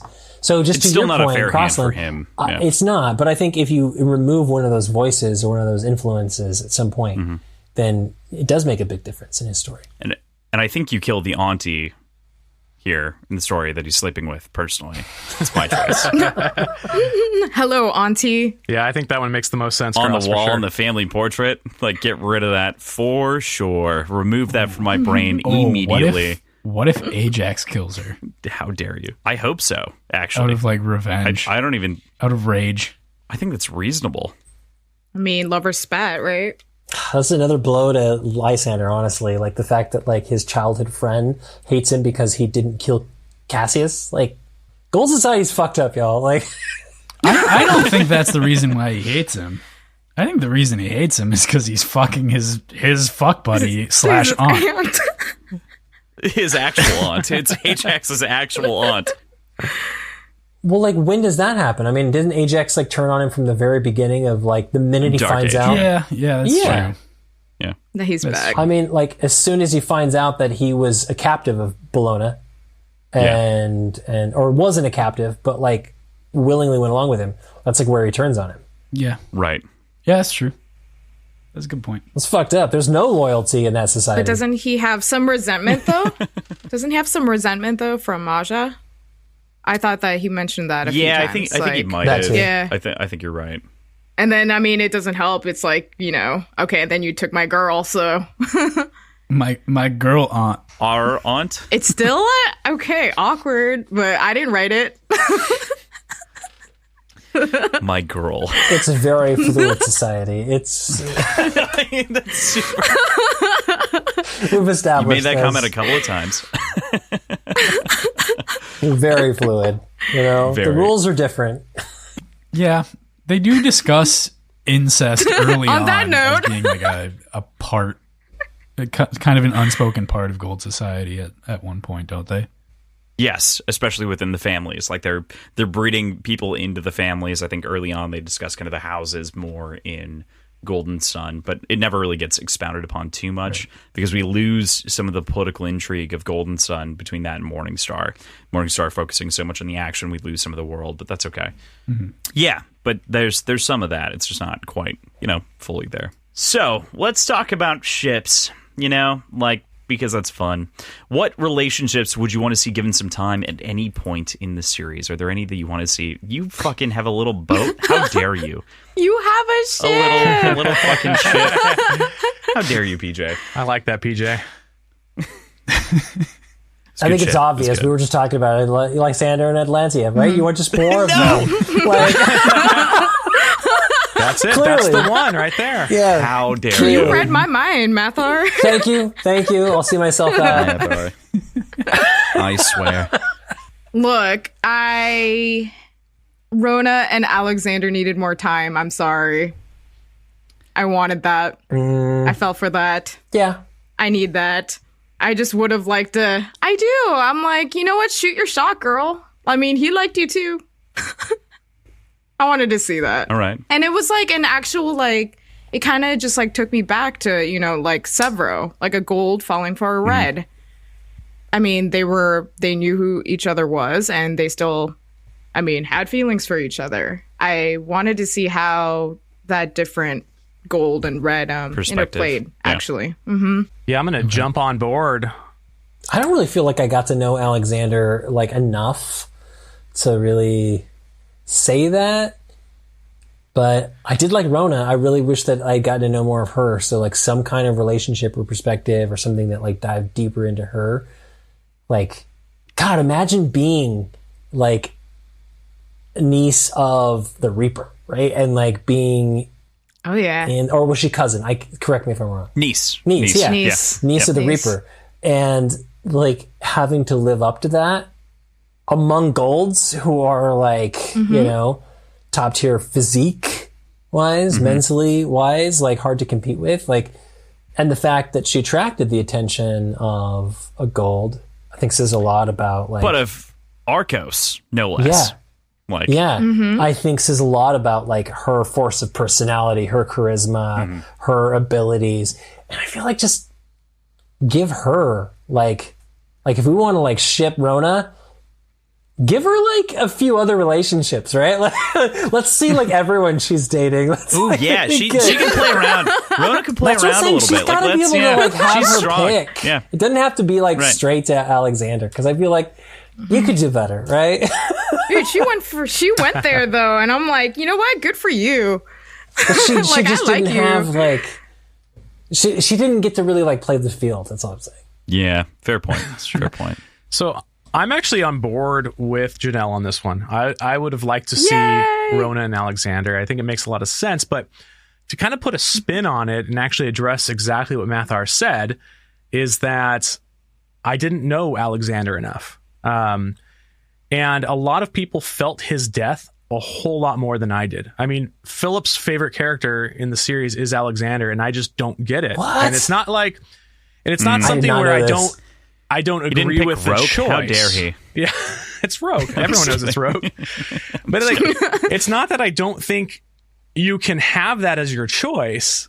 It's just that I didn't actually feel it within myself. Yeah. And I think that, getting to know him through exploring that kind of relational side through Rona, I think I could have felt what Pierce intended his death to do to the whole audience instead of just a portion of the audience. Yeah, I'm with you. I didn't feel him like a lot of people did. Because I think you're right. I don't think we see enough of him and don't really get to know him. I think that's why, at least I can speak for myself and why I felt Alex's death was really tragic to me and why I like him myself. I mean, he went back for people when the town was drowning, and then he got his wolf cloak. And for me, I just wanted to see more. So I was like, really? And he died. And I also wanted to see more of him and Rona. So I just felt it was more tragic in a sense that he could have done more and there was more for him. And from what I saw, like, he was trying, he became Pup 1 and he just got his wolf cloak. So for me, I just I fell for potential. That's fair. You did fall for potential. That's exactly. I fell for potential. But that's speaking But Daryl is prone to like impulsive kind of like displays of affection and grandstanding. I mean, valor. Yeah, it's like I feel like that's Darrow's thing. Is like, I don't want your death to be in vain, and like I weirdly admire you and want to be you, and like, like that's Darrow's thing. I don't trust that shit. Yeah. Like, if you show me, okay, so you just mentioned a good point, right? He goes in, he does something like, talk about valor, right? He displays valor and honor and goes in and says, you know what, I'm down. And all we have to go off is like Darrow's like impulse to say like, yeah, Alexander will do this and his death is like too soon and in vain and it hurts me and like, but I know he must do it. And so all that shit, but like, just give me context for that, right? You just kind of like, I'm just supposed to believe it because of the situation. But if you give me a little context and then show me what happens, we don't have time for that in the book series, but like, to your point, Janelle, if I saw like what led to that and then saw kind of what happened, man, like Alexander might be fucking incredible, right? Like there may be like a whole side to him. And you're like, dang, his arc is amazing. But we just get this little glimpse of it. And that's it. That's all you have to go on is this sliver of his arc. But isn't that why it's so tragic though? Yeah. And that's why I think people feel so heavy for that. And the fact that Rona, I remember this one line. It was like, and she's looking at what could have been. Lysander reads that off of her, which is even worse because he is the one interpreting that between the two of them. He's seeing that like final moment between the pair of them. And that's fucky because Lysander knows that he's about to kill his cousin. And that's, messy. But no, I totally agree with you though. I think that it's like, you needed like 50 more pages on Lysander to like really, or not Lysander, Alexander, to give him kind of that build a little bit, just to give it a little bit more weight, to your point, Mathar. Right. Well, maybe that novella, because he did get captured. He got all his teeth taken out, and right. he was in that. No one wants to see the torture novella, though. Like, no one wants to see that. Okay. We'll skip that, but just him saving people and meeting some people that he's saving and stuff like that, like during that time period, something I would Did you guys ever see the movie Cellular? Yes, With of course Chris I have. Evans? Yeah. And it was No, but made he's at a hot. time when like cell phones were such a fucking novelty. Like they were so new. They're like, oh, we gotta make a movie about cell phones, and like that's the whole thing. It's like people are calling I'm them gonna Google landlines, and this. this one guy has a cell phone. Like Chris Evans' arc in that film is like Alexander comes in just like hot and heavy, brash, selfish. Like I can do anything. I'm Chris Evans. I'm hot Because I can and, call like, people on my phone that I have all the time. Yeah. But then But he wasn't turns the- no I'm just saying like Yeah. then he Yeah. becomes like through the course of that film he like displays the fact that he does have a selfless side, and when faced with like true horror he like rises to the occasion and does what's right. Like Yeah. that's how the Alexander So arc. give Alexander a cell phone, okay? Damn. Give him a cell solo phone. film in which he like starts out as this selfish, brash, like gold ass fucking just your stereotypical gold asshole, and then over the course of Pristine the porcelain film, toilet. yes, Yeah. and then over the course of the story is like begins to like identify with sort of that.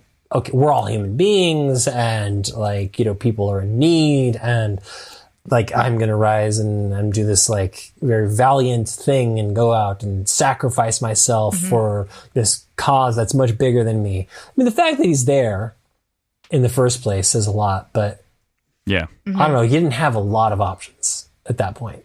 Yeah. So anyway, Well, I will give him a cell phone, and I will give him a razor, and I'll make it gold. sorry for the very those obscure old ass- reference. I just watched that razor. movie not too long ago. A gold razor. How dare you, Janelle?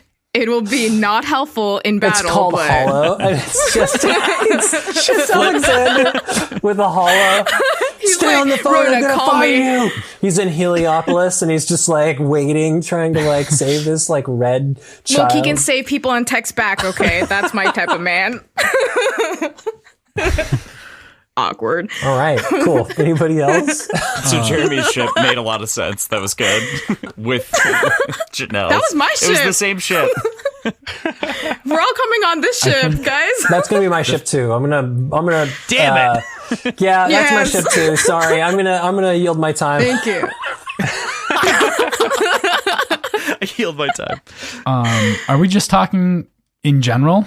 Are we talking the whole series? Because I've got one that pertains The whole series. early. Whole series. Yeah. Okay. Roke and Quinn. I want to see more of that because that's what Ooh. Roke sources as the point where he stopped following Darrow was the death of Quinn. And we've had conversations about this. I'm sure we even brought this up last week because I remember thinking about bringing it up. I guess I don't know if I We did or actually not. didn't.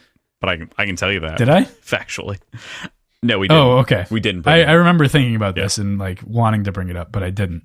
But you and I have had conversations about this in the past where you basically just kind of dismiss the fact that he says that. Like, no, he's just giving that as an excuse. It's just because he's red.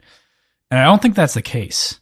I think that plays into it, but I think truly had a deeper relationship than Quinn than what we see. And I think it truly hit him hard enough to disillusion him from Darrow. And I'd like to see that. I'm liking this from PJ. I did. Yeah, unexpected. mention- Out of the. Yeah, I mean, I mentioned it a few times, but I know I mentioned it to Pierce off air, so to speak, that I want a Quinn POV if he could go back in time and rewrite the first book, and it would have exactly what PJ's talking about right now. A lot more exposition between she and Roke.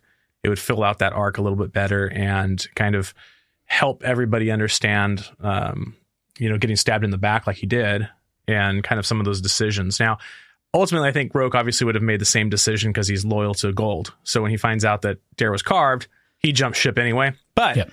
there's still motivation Some for a people different think reason, that. to PJ's point. So Yeah. You know what I want to see, though? I want to see a Roke poem. Because how can you be a poet without a poem? I've brought that up That confuses me. couple of times on the show, and I totally have agreed with you over the last 2 weeks that I've talked about that. And I'm like, I know. you know, I don't think it. I think the poet is a name given to him. I don't think he calls himself a poet. Yeah. Well, then I'm a supermodel. I think That's a great point, though. Just saying. I think he likes poetry, so people call him the poet. I don't think it necessarily means that he writes poetry himself, because that's not a name he gave himself or even referred to himself as. It was bestowed upon him because of his love of poetry and love of literature. Wouldn't that be like poem lover? Yeah, but poet Maybe. rolls off Poem the tongue. boy. Is there like a poem? You know? We don't call Darrow murderer man, like genocidal You maniac. call him the Reaper. Yeah, But I mean, should that's Essentially easy. the same thing. Go back to good point. earlier in this episode, please. Re-edit murderer man over every time we said Reaper. But I mean, he is the Reaper, which makes sense. But Yeah. I don't know how you could be called a poet without having a poem. But he stole his girlfriend's poem, so that's pretty good. Roken Quinn, though. Roken Quinn. I do like that. It's good. I would go, and I would throw out there, I want to see, this is like a total fictional, there's not a good basis here, but there's like undertones of something between Octavia and Aja that isn't just a direct relationship, that isn't just like a subservient relationship, because there's so much like back and forth and give there that I don't think Aja would give Octavia. So I think there's something else there. I'd plant that ship. That's fair. I could totally get with that. Damn, that's hot. I'm into it. It's a hot take. It is a hot take. That's right. Yeah. It's also literally like 5 decades older. Like there's a 5-decade division between the two of them. But if you're gold, I mean, who cares? Right. They live super long, right? Like what? Right. Well, she's like 111, I think. Octavia. Something Really? like that. Over 100. Yeah. Damn. Yeah. Right? Dang, that's how old Bilbo was. Bilbo's fucked. It's interesting.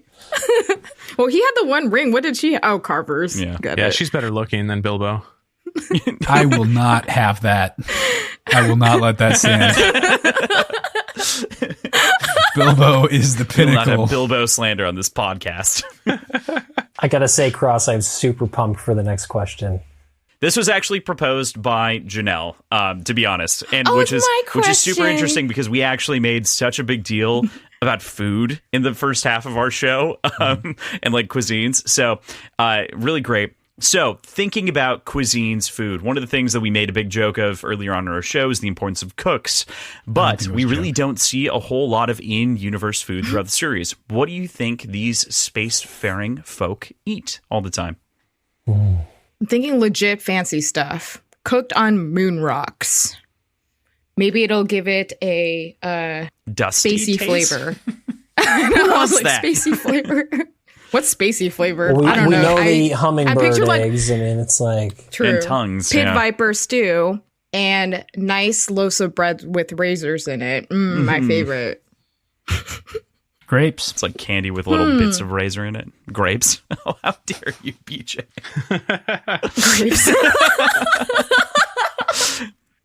You went there. So where are we at? What do we think their food's like? Look, I'm making a pit viper plate surrounded with grapes. And I feel like there's like space rocks. I feel like it's going to be like pop rocks. It's going to be like They weird, eat rocks. but it's happening.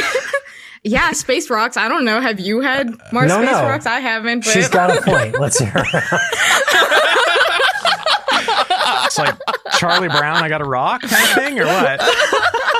Nah, dude. Like space rocks. Oh my god. yeah, space rocks.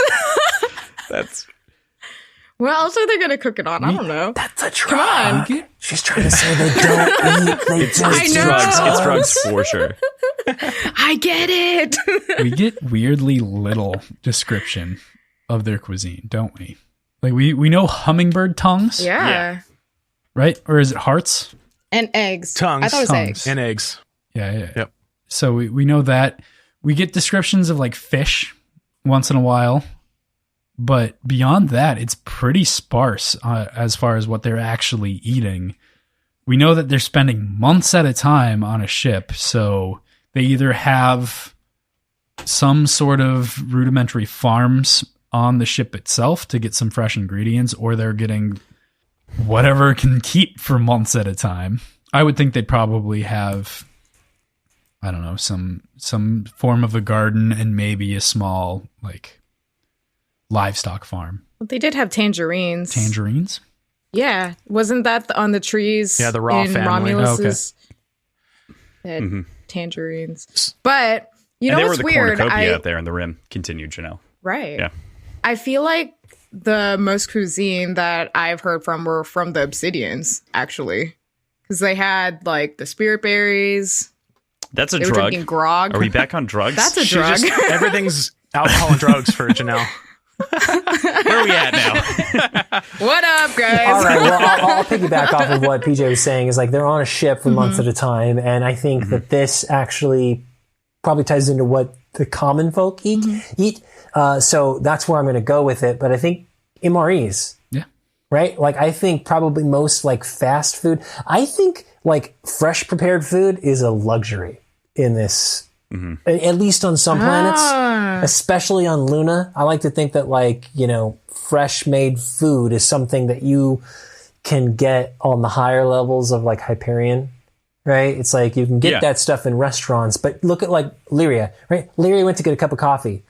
That was a fucking like week's wages or some shit, or day's wages. Like, like there's no way that a common person can afford anything that's not an MRE. So my opinion is that there's probably a subset of people who are selling MREs, but like tailoring very like sort of, I would say exotic, but like very specific, like, it's like fast food trying to turn, okay, so it's the way that McDonald's like turns something fancy, where they have like a fancy level of fast food that just, it's not fancy. It's all the same shit. It's not good for you necessarily, but they'll market it as such. And so I think there's probably like a slew of, you know, corner stores, food trucks, whatever, selling something that you take home and reconstitute, right? You take it home, you reconstitute it, it makes a meal, but it's all sold as like pills or packets or something like that. And I think the diversity of that is probably really wild. Yeah. I was just going to say that sort of branches off into something that I brought up a couple of times recently and several times over the course of our covering of this series, is that we are primarily exposed to like the top 1% of the high society. Like we almost never see non-peerless scarred gold. So what we see are like the pinnacle of the pinnacle. And even then we don't get that much description of like luxury food. So you're probably right that most of what people eat are pretty not meager, but not like indulgent, I guess. I don't think it's rice and beans, you know. I just think that in order for people in common society to have anything that seems at all like any kind of diversity in their diet, with as many mouths as there are to feed, and like the fact that there's definitely nothing fresh grown on Luna. Like I would say they are gardening that, like, on Luna, but they are gardening, right? But like, there's no farms. Gardens don't feed, you know, hundreds and millions of people, right? Like I think there's gardening done there, but I think that stuff is for the elite, right? I think that's for like a certain percentile of society. I think it's safe to say that most of the stuff that's imported has to be freeze dried, packed, right? It's shipped across, you know, from Jupiter, or it's shipped from Mercury or wherever. I don't know where the farms are, like Venus, wherever, right? So it's shipped in and then it's sold and packaged in these really bright, colorful colors that appeal to people who have few credits to spend, and then they take it home and then they reconstitute it and serve it like it's like their version of like fancy food. Yeah, That's true. I mean, we get some from the Laurel, right? And they were saying that they get shipments in, and sugar cubes were like, right, yeah. For the Laurel, you know, I'm like, dang. We also get the meal from the Raw family, where they're basically eating rice and beans and like a very plain fillet of fish as like, and they're like one of the most prominent families in the planet. Is it implied that is like because the Ra are descendant from like Asian culture, right? Generally speaking, there's implications there. Yes. But they talk about how their planet is experiencing some sort of famine. That's true. Yeah, that's true. Yeah, They don't and have so the they're dividing resources it are not out. as plentiful. Yeah. So even they, and that was kind of a point that made me really respect the Ra family more than I think I would have, because they were willing to kind of be at the same level as the rest of their people, eat very meagerly and very sparingly because their entire planet is experiencing a famine. They could easily have things shipped in, but they prescribed to sort of the iron gold way of, I don't know, kind of the shepherding versus the subjugation that we've talked about a little bit in the last couple episodes. We should bomb their docks too. The practical slaver in you. That's their like whole. That, you know, thank you like, for putting it ouch, into Anne. terms, because I've been struggling with that for like a week now with other people. The practical slaver in you, like, oh god. I'm not defending them and their actions. All I'm saying is, I know. I love you. if I have to pick between I couldn't resist it. like their way of gold versus the society way of gold, I think theirs is the more honorable, Humane. if you want to put it that way. I don't think it's right, And that, but it's no, and therein lies like the crux of this book series. It's like, I'm falling in love with these characters. All of them are oppressionists, like for the most part. They're Like, pretty shitty people. yeah, they're dictators. Like, oh man, that's why it's like not enough spotlight is shown on the people who like I think that again, Ephraim's a fucking terrible person, but like he's part of the system and he's fucked up and flawed, but like, he's not a gold. And inherently that just like endears me to him. It's like he's struggling in the same system that they all are. It's that whole new leash, same collar thing. Like, it's like, that definitely endears me. To a point, rough. though, I think that I agree with kind of your meta point on the sort of like fresh cooked meals being very secluded for specific times, because it was late at night when in Golden Sun when Dara and Mustang shared bacon and eggs right from a brown chef, and it was a moment where you got to be like proud and cook a bunch of food, and they weren't able to understand his language. I think that feeds into exactly what we're talking about. That's like a moment where he can be like, I'm having a good time, I'm cracking some eggs, I'm cooking fresh food right now. Right. So going on that tangent, we know that he has a basically unintelligible accent, being from Earth. What accent do you think it is? Jeremy, Australian, go. Who are we talking about? The brown from brown cook The brown cook? chef. Yeah, that they couldn't in understand. Golden Sun. Maybe a Bacon and Kermit. eggs. Oh, Go. wow. Make bacon and eggs. Make bacon and eggs for us as the brown chef I'm from going to Earth go with an accent. South African accent. South African. South African? Yeah. That's actually, Yeah. it's not unreasonable. It's a very different, it's a weird dialect. It's very like, That's a good point. I don't think I know enough. I don't think we know enough. I went to school with a couple girls from South Africa, and they were unintelligible at times. So that's not to like crack on South African accents or anything like that. I'm just stating fact. they were unintelligible. It's so Correct. it's so tough because like there's so little that we know about. Like we know that like the Nakamuras are Pacific Islander, right? That's implied that they're Pacific Islander. Oh, really? Yeah. Yeah. The twins of the South Pacific. Wait. Interesting. Which they're not Yeah, twins. Right. But, That's right. Correct. They're specifically not twins, but the guns are the twins. Anyway.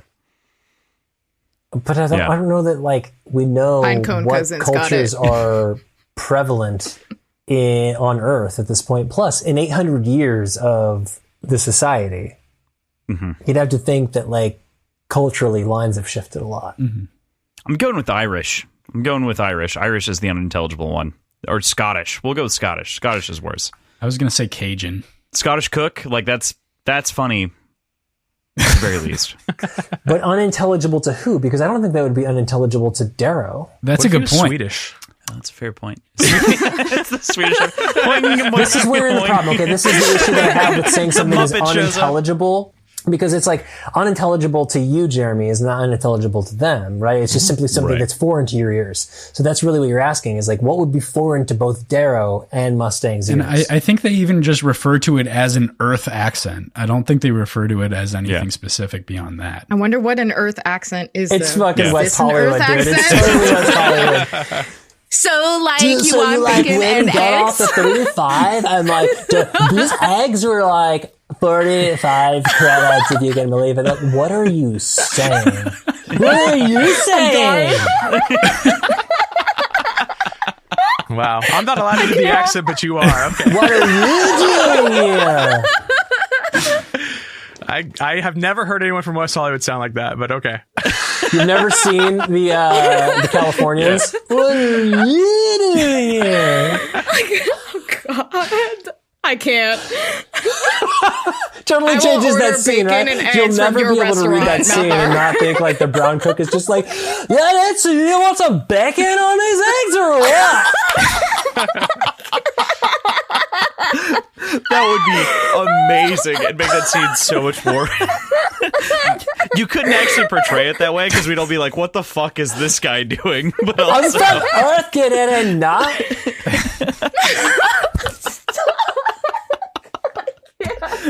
You very easily turned a like nondescript scene into a hilarious moment of comedy. I'm crying.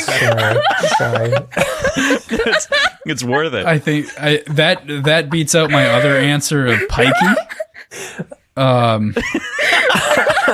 Because I can't imagine anybody actually understands them. But yeah, that's a way better answer. That is the right answer as far as I'm concerned at this point. That is the worst accent on earth. Just let me tell you, it's just the Californian. Yeah. Like you can go one state over from California and people don't understand what you're saying. Yeah. I'm in Phoenix and all the time people are like, what are you talking about? What's that? Can you just chill? Can you like add some syllables, like consonants to your sentences, please? Stop calling me dude. Bit. Can you stop calling me dude? Dude, can you stop? Dude, bruh. Dude, bruh. Can you stop? Sawed it. That's the one you guys. Well, sawed it. Sawed it. Anyway. Oh man. Other food opinions. Jeremy? Yeah. So follow that one up, huh? Got accents and food. So I kind of take it more from like a realist, pragmatic approach to the second trilogy. And we know the Raw family has famine. Well, one thing we know, like especially if we look at history and we kind of make something like World War II kind of a macrocosm, so to speak, we probably can elaborate that there's famine throughout. And that's because of, things like blockades. I mean, Leningrad was blockaded by the Germans and lost some 6 million people. People like the British used scorched earth policies in order to cause a couple million people in Bengal province to die. And, all of World War II had something like 22 million deaths in it due to just starvation alone. So I think that what you're really going to end up with amongst these people, I like the take on the MREs. I kind of think it's just kind of basic wheat, corn, soybeans, potatoes, yams, that kind of stuff. And your sugar, your dairy, your meat is very, very scarce. I just imagine this when you were saying that, but like I dream of a pineapple yam in a Carver society. Like a pineapple yam growing underground. It's just like it sprouts up the little root and you yank it out. Anyway, but to your point though, I think you're right. The pineapple yam, dude. Like I need to try yam like that. That actually like kind of mixes in my head really well for some reason. Like a little hash, a little like sweet potato hash. Keep it off my pizza. How dare you, first, Janelle? But secondarily, Jeremy, to your point, though, I think that bringing up history again, I applaud you because I'm the history nut on the show and I have to and bring that in. That would be exactly how Darrow would read those situations. It's like deprive them of food. Let's bomb that out. And that's just reality, even if it affects the the citizens of combat. And like they try to reduce that as much as possible, but in the intro to Iron Gold, we know that you can't prevent those casualties. So, and that level of scarcity and the need for creativity, I mean, that inspires a lot. That can shape an entire culture's cuisine for like generations, because it's like there's only so long you could do 2, 3, 4 foods without beginning to invent new ways to prepare it, right? And like you take things that are in limited supply or things that are in bountiful supply, like corn, and then it's like you find a way to do corn, 12, 15, 20 ways, and then that becomes the basis for whole dishes, right? It's just there's so many different ways we can do corn. That's great. I mean, that could have been like, that could have set off a whole, you go 400 or 500 years in the future, right? And it's like the cuisine is just completely reshaped by such a dramatic event. That's really fascinating. So, just in that sort of vein and in that thought process, what is Earth like at this point, cuisine-wise? And it seems like Mars is basically terraformed to the point where it is at the same level as Earth. Mm-hmm. Do we still see the same level of livestock and farming and agriculture? And in general, do we see the same cuisines on Earth that we do now? Is that extended to Mars? I know we've talked a lot about sort of the outer planets a little bit and Luna, but I don't think we've really touched on the main planets that can be terraformed to the point that they're essentially like modern day Earth. I think, PJ, particularly when you're at war and Luna is the one calling the shots, they're probably extracting every resource out of Earth they possibly can as part of a war effort. And things like livestock and things like, hogs or chickens or sugarcane are a lot harder to produce and require a lot more water than some other crops that are, tubulars in the ground and things like that, like the pineapple potato that grows underground. Pineapple yam. Yeah. Oh, pineapple yam. I'm sorry. Yam. Yes, pineapple get yam. it right. Pineapple yams. We need pineapple yams right now. Don't get it twisted, Jeremy. He was just testing his plosives in the middle of the podcast. Pineapple potato, pineapple potato.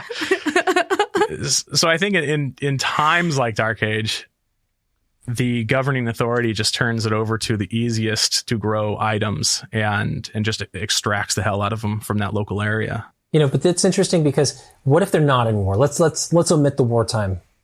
Yeah. Like mentality. What if they're not in war? I think what PJ was getting at that I heard is does Mars fashion itself, being like one of the first terraformed societies, right? Like in planets and societies that built around the idea that like this planet's good to go.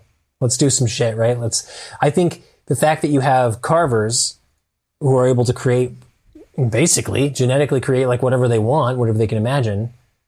I mean, I think they're doing what Earth has done for decades, but also at like new levels. Let's get weird. Let's take these weird, like we brought back the Auric, right? Let's do Auric burgers, right? And these big patties or big chunks of steak, like with veggies. And, I feel like in like a non like war torn society, they are farming a lot of weird fauna. I think that is totally influencing their cuisine, because it's like you have to imagine they have access to like fresh foods and farmed resources, but then also maybe even, we know they hunt for sport, right? So maybe there's a number of really weird, like, avian creatures or, but there is like, game creatures that they're hunting, and that becomes kind of one of their luxury dishes. And so they're recreating like old Earth recipes with new ingredients, and totally. The Obsidians have Drake's stew. I want a Hydra steak real bad. There you go. Hydra steak. I feel like hunting for sport also implies that there is hunting for food. I feel like that has to be sort of the evolution of it. I don't think you can have hunting for sport without also having a general hunting for sustenance. We get the story about Nero hunting by running after his prey, right, in Dark Age, where he's like literally running after a beast until he gives up. So I think that feeds directly into that, where it's like some people hunt for sport, but there's definitely still hunting collectively. That's a great point. It's hard to say that because, like, I mean, not hard to say that, but that's a gold thing, not it's maybe a gold the rest thing, of society. Right? The whole society is either privileged or you're subjugated. Like, you either have a role that you play in the lower part of the pyramid or you're on top, and then you can do whatever the fuck you want, right? You want to hunt for sport, you want to hunt for your meals, all of it's for sport, because being gold is literally living, like, you know, a privileged life. But, you know, there's not very many colors that live like the obsidians do, to Janelle's point, right? Where, like, they are isolated, they are segregated, however you want to look at it, and they must hunt to sustain themselves because they are not given, they're not placed into society. Sorry. They're not placed into society the same way that others are to fulfill a specific role that they know of. They're, like, meant to survive long enough to be farmed. Effectively, they are the livestock. Right. Yeah. Correct. Man, this thing sucks. It's such a great question though, because it's like there's a bread basket of like things to talk about around with like razors. Are there bread baskets crossing? Of things to talk about. Bread basket? I've had so many bread baskets. Do those exist in this world? Is that part of this question? What's a brasket? Can we all? It comes with razors in the institute. Yeah, we've established this. Yes. House Ceres. No, you're right, Cross. I mean, like, it's a testament to, I think, Pierce's writing is that he's created a world that that's the idea with world building, right? You want to fill in just enough details that it feels plausible. Because then your mind starts to automatically fill in all the things that aren't there, right? You can imagine how everything works. That's great. It's what I love about world building. Mm-hmm. So before we wrap up, I want to, like, pose out to you. Do you guys have another question that you want to talk about? Is there anything open in your minds that makes sense? I've got a final question, but it's, you know, I don't know. It's an acceptable one. We were talking about, like, novellas and stuff, and I was actually pleasantly surprised that we used other colors. And I did want to say that I want to learn more about coppers because we only have a few. They're middle managers at best. Upstanding citizen there. Plenty And was a gold. I would like to. No, I know. Oh, okay. I thought true. Yeah. Copper. But I was like, I mean, all the coppers that are introduced are not very nice. So I just want to see a nice copper. And I just want to know, what other colors do you think that we should explore more? Like, Ephraim is a gray. We don't know a lot about it. Is there any other colors that you guys want to see explored more besides? We know Violet. Mickey. Do we know any others? Mm-hmm. We've heard of Zanzibar, who is Octavia's carver, but, like, not much more than the name. Green's the same way. Like, we meet Syrah in Iron Gold, but, like, we don't really. We have context about greens, but okay. So, not to get super nerdy, but when I was working on, as you guys know, I was, like, working on a Red Rising role playing game, like a setting, like turning that into it.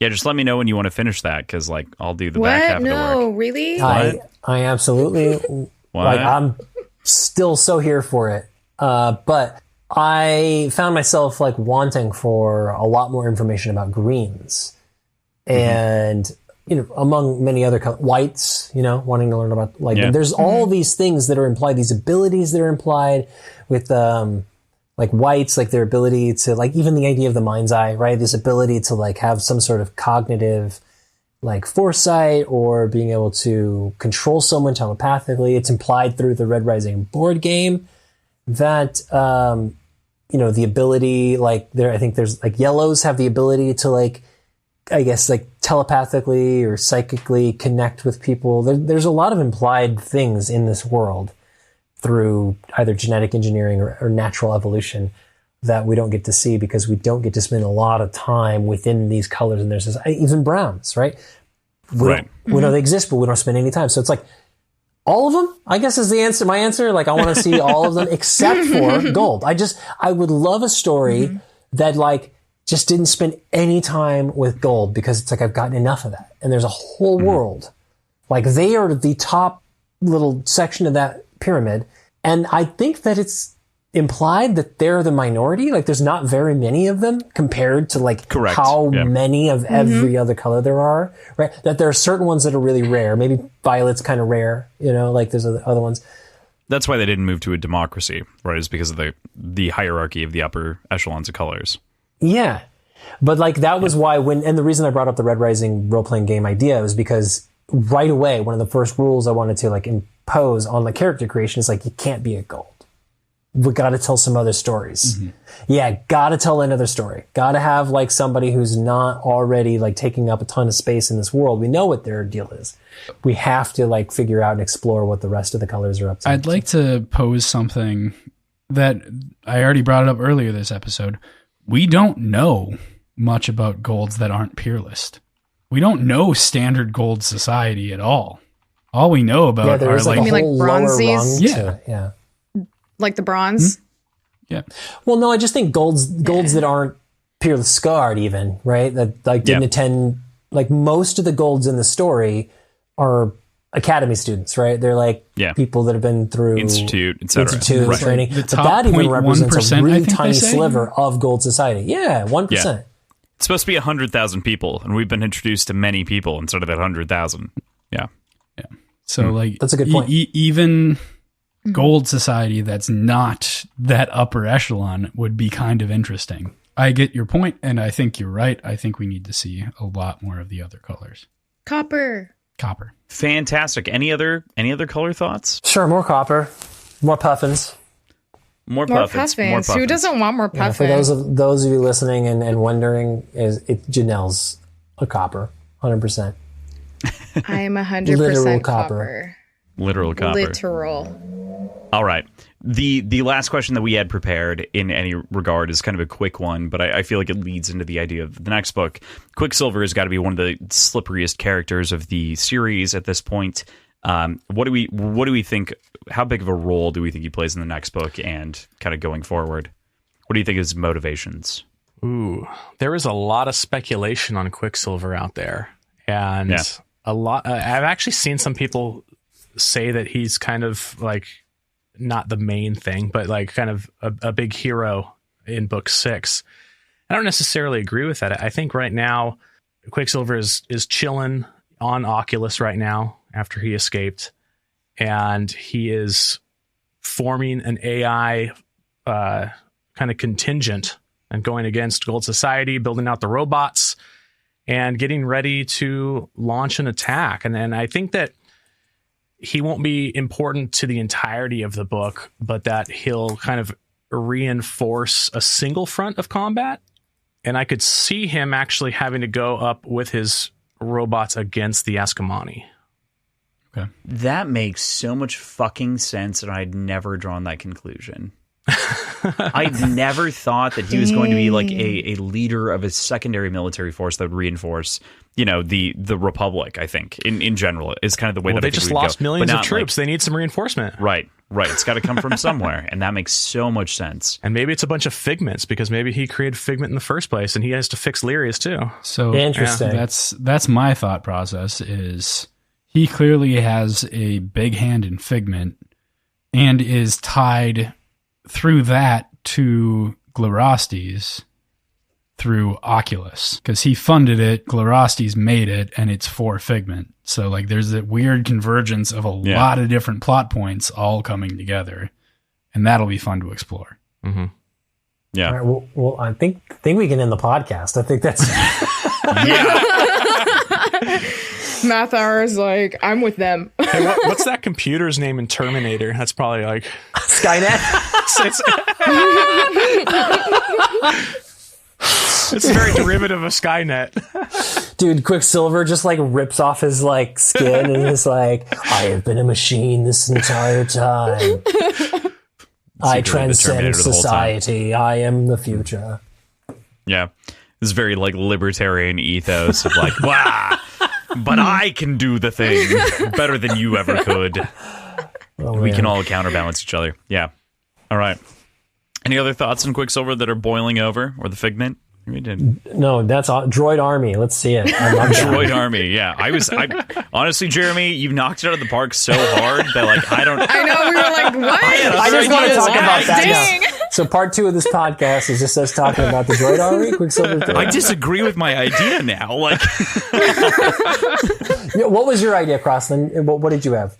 My thought my only thought with Quicksilver was that I think that he will be kind of a minor antagonist for like Lyria in his own way with like Figment. It'll be like a maze to run against. Maybe that even feeds in where it's like Lyria then ends up commanding the droid army because she takes down Quicksilver on her own, and that ends up being kind of her feed into like being Book 6. But like there's got to be something there, and I've made the allegory I think a lot of times with the way that we think about the Oculus and the very limited description that we get is it feels very reminiscent of Plato's cave.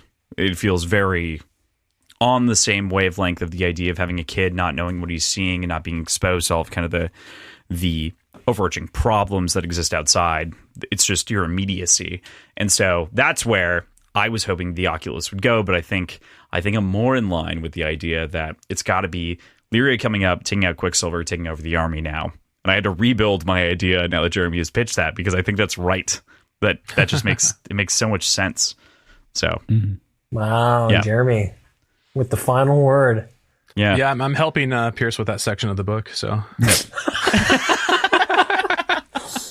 you know what though? This is not the first time that you've been like pretty. I mean, your ability to read between the lines is pretty powerful. I think on the Pierce episode we did, you had a couple of moments where he was like hinted that you were on the right path or that you understood like kind of the trajectory. You're pretty good at that. I think that was both of you. Yeah. I think it was both of you. Jeremy has a knack for that. I made this comment to Janelle that I would love to do an episode with Pierce, but instead of talking about the book, we would just drink the whole episode and talk about anything else. I'm sure he would be fucking down for that. Yeah. It would be really funny to like bookend, Book 6 or something like that with just like an interview talking about whiskeys. Which would be just like hilarious. Wasn't his favorite whiskey in? That's why I actually got the cuisine. Yeah, that's why I asked you, and you were like, "It's smoky." Well, it's an Islay, right? So it's its whole own thing inside of Scotch and whatnot. So hey, Mars in the future has that whiskey. So. True. It should be way more than a 16 at that point, unless they're still brewing it in Ireland. Like, what the hell?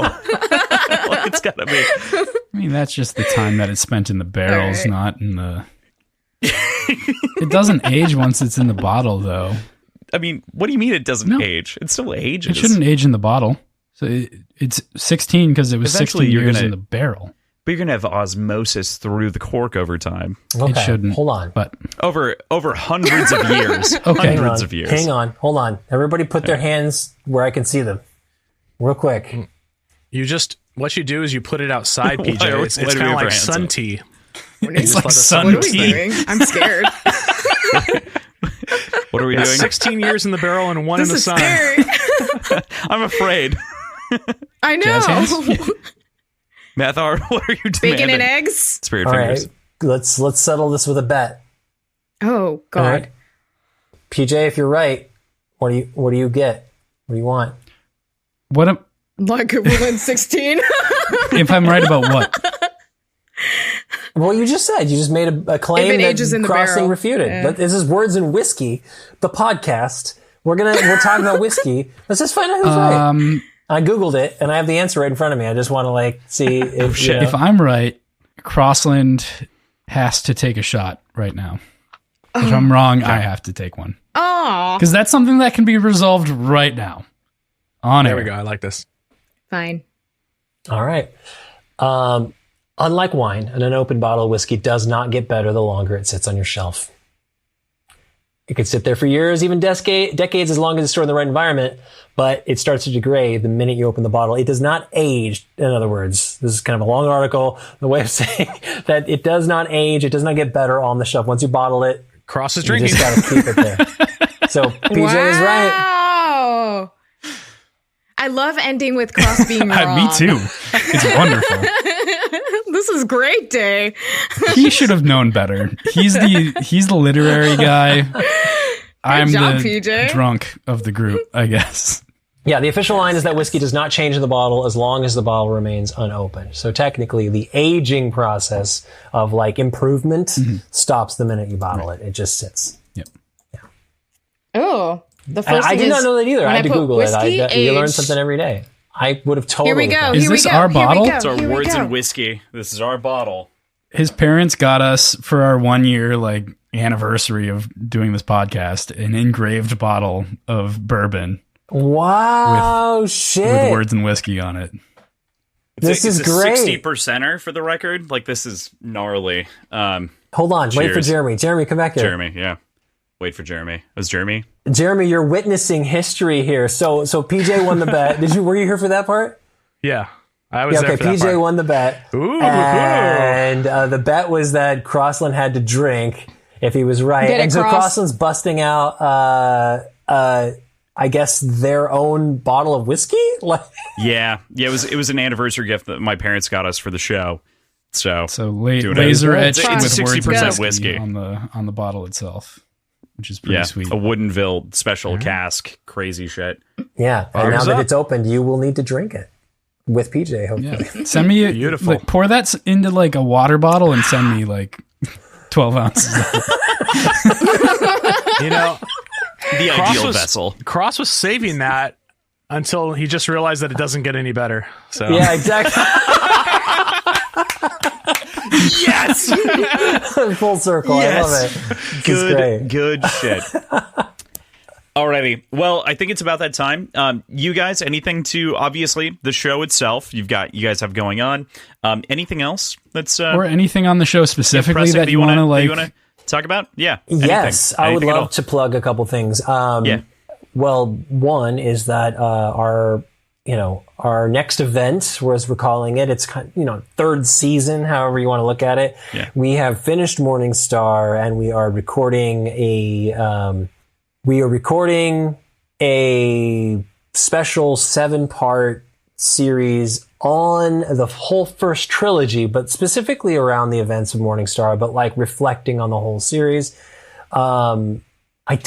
Jeremy, we haven't announced the name of that like to everyone, right? So I shouldn't say like what it's called. we have not yet. That's correct. We have not. Okay, cool. I'll hold. I think it's the the word patrons. I think I know, but patrons only. Yeah, no. Yeah. But we're still working on that. So that's actually we're doing that. The reason I want to bring it up is because we're doing it with video. So we're releasing it on YouTube as well as in podcast format. And we've you can see Jeremy has panels and lights and everything back there. And we've got a really nice 4K camera. And so we're filming that whole thing. I'm going to be producing it remotely. So definitely look for an announcement on the next big season series that Hail Reaper is going to do. But we're going to be covering some interesting, specifically talking about the epilogue of Morning Star and what it means for the entire first 3 books, the themes that are ever present throughout the first part. I didn't say that very eloquently. This show's called Words and Whiskey. You should ask me to plug stuff at the top. fair point. Yeah. So look for that. That's You're coming. right. Yeah. That's coming soon. We're recording that we start this weekend, so it should be out on the airwaves within the next month or so. Awesome. Other than what you said, Mathar, just check us out on our socials. We're on Instagram at Hail Reaper Pod and also on Twitter at Hail Reaper Pod. We'd love to see you guys and interact with you there. Yeah, absolutely. Without a doubt. That's the whole show. Yeah. That's it. Oh God. That's it. This You don't have, is like, a also goodbye generally or how we anything? like do this. Best like it's ending not ever. there's no big ending. We're always like, yep, and that's it. And then it's like PJ goes in and he's like, thanks for showing up. But anyway, no, but actually thank you guys so much for like coming and doing the whole thing with us. This is great, of course, with like making this of course work through Riverside and whatnot. Thank you, Mathar, and for pulling this whole thing together. It was great to have you guys back and to have Janelle for the first time. And Thanks for inviting me. Yeah, without a doubt. Yeah, PJ. I had a blast. This was so much fun. I always love. It was good. Yeah. Always a good time. Being with you guys. Yeah. This is great. Without a doubt, it was great to have you guys back and whatnot. So definitely love it and can't wait. Next week, we are going to be chatting about Dune and Red Rising with our resident programmer and Linux Graybeard, Tim Olson. And we'll be kind of covering the movie because it was so requested by all of our followers and everything. We got so many pings, emails, angry texts and tweets and Discord messages that it's like, how dare you not talk about Dune? So we are going to talk about Dune next week, guys. Please stop. Is that your next book series, or is this just no? Just the film. We're just gonna. Tim and I have read the book, so we'll talk about the book. PJ is not expected to have any input. Yeah. So, book plus movie. Low expectations. By that I mean on the book. I love it. Not on the movie. PJ's seen the movie twice at this point, so. Oh, man. I haven't seen it yet. I've watched it 5 times. So that's where we'll leave you for this week. Thank you, as always, to Andrew and Tim for helping us keep our show's lights on. Check out all the show notes. You can find our schedule, our Patreon, previous episodes, our websites, our socials, all in one very easy, convenient location. We do also want to take a second to thank our new patrons. We have 2 new barbacks this month. We have H, who is a brand new barback, just the single letter H. Thank you so much, H. And also we have Storm. Thank you to both of you. We're so excited to have you inside of our Discord and whatnot, chatting away with us. Very excited. So very excited for what next week brings. And can't wait to talk to you. Thank you guys so much for the show. This has been awesome. This was so much fun. Awesome. Cheers. Cheers.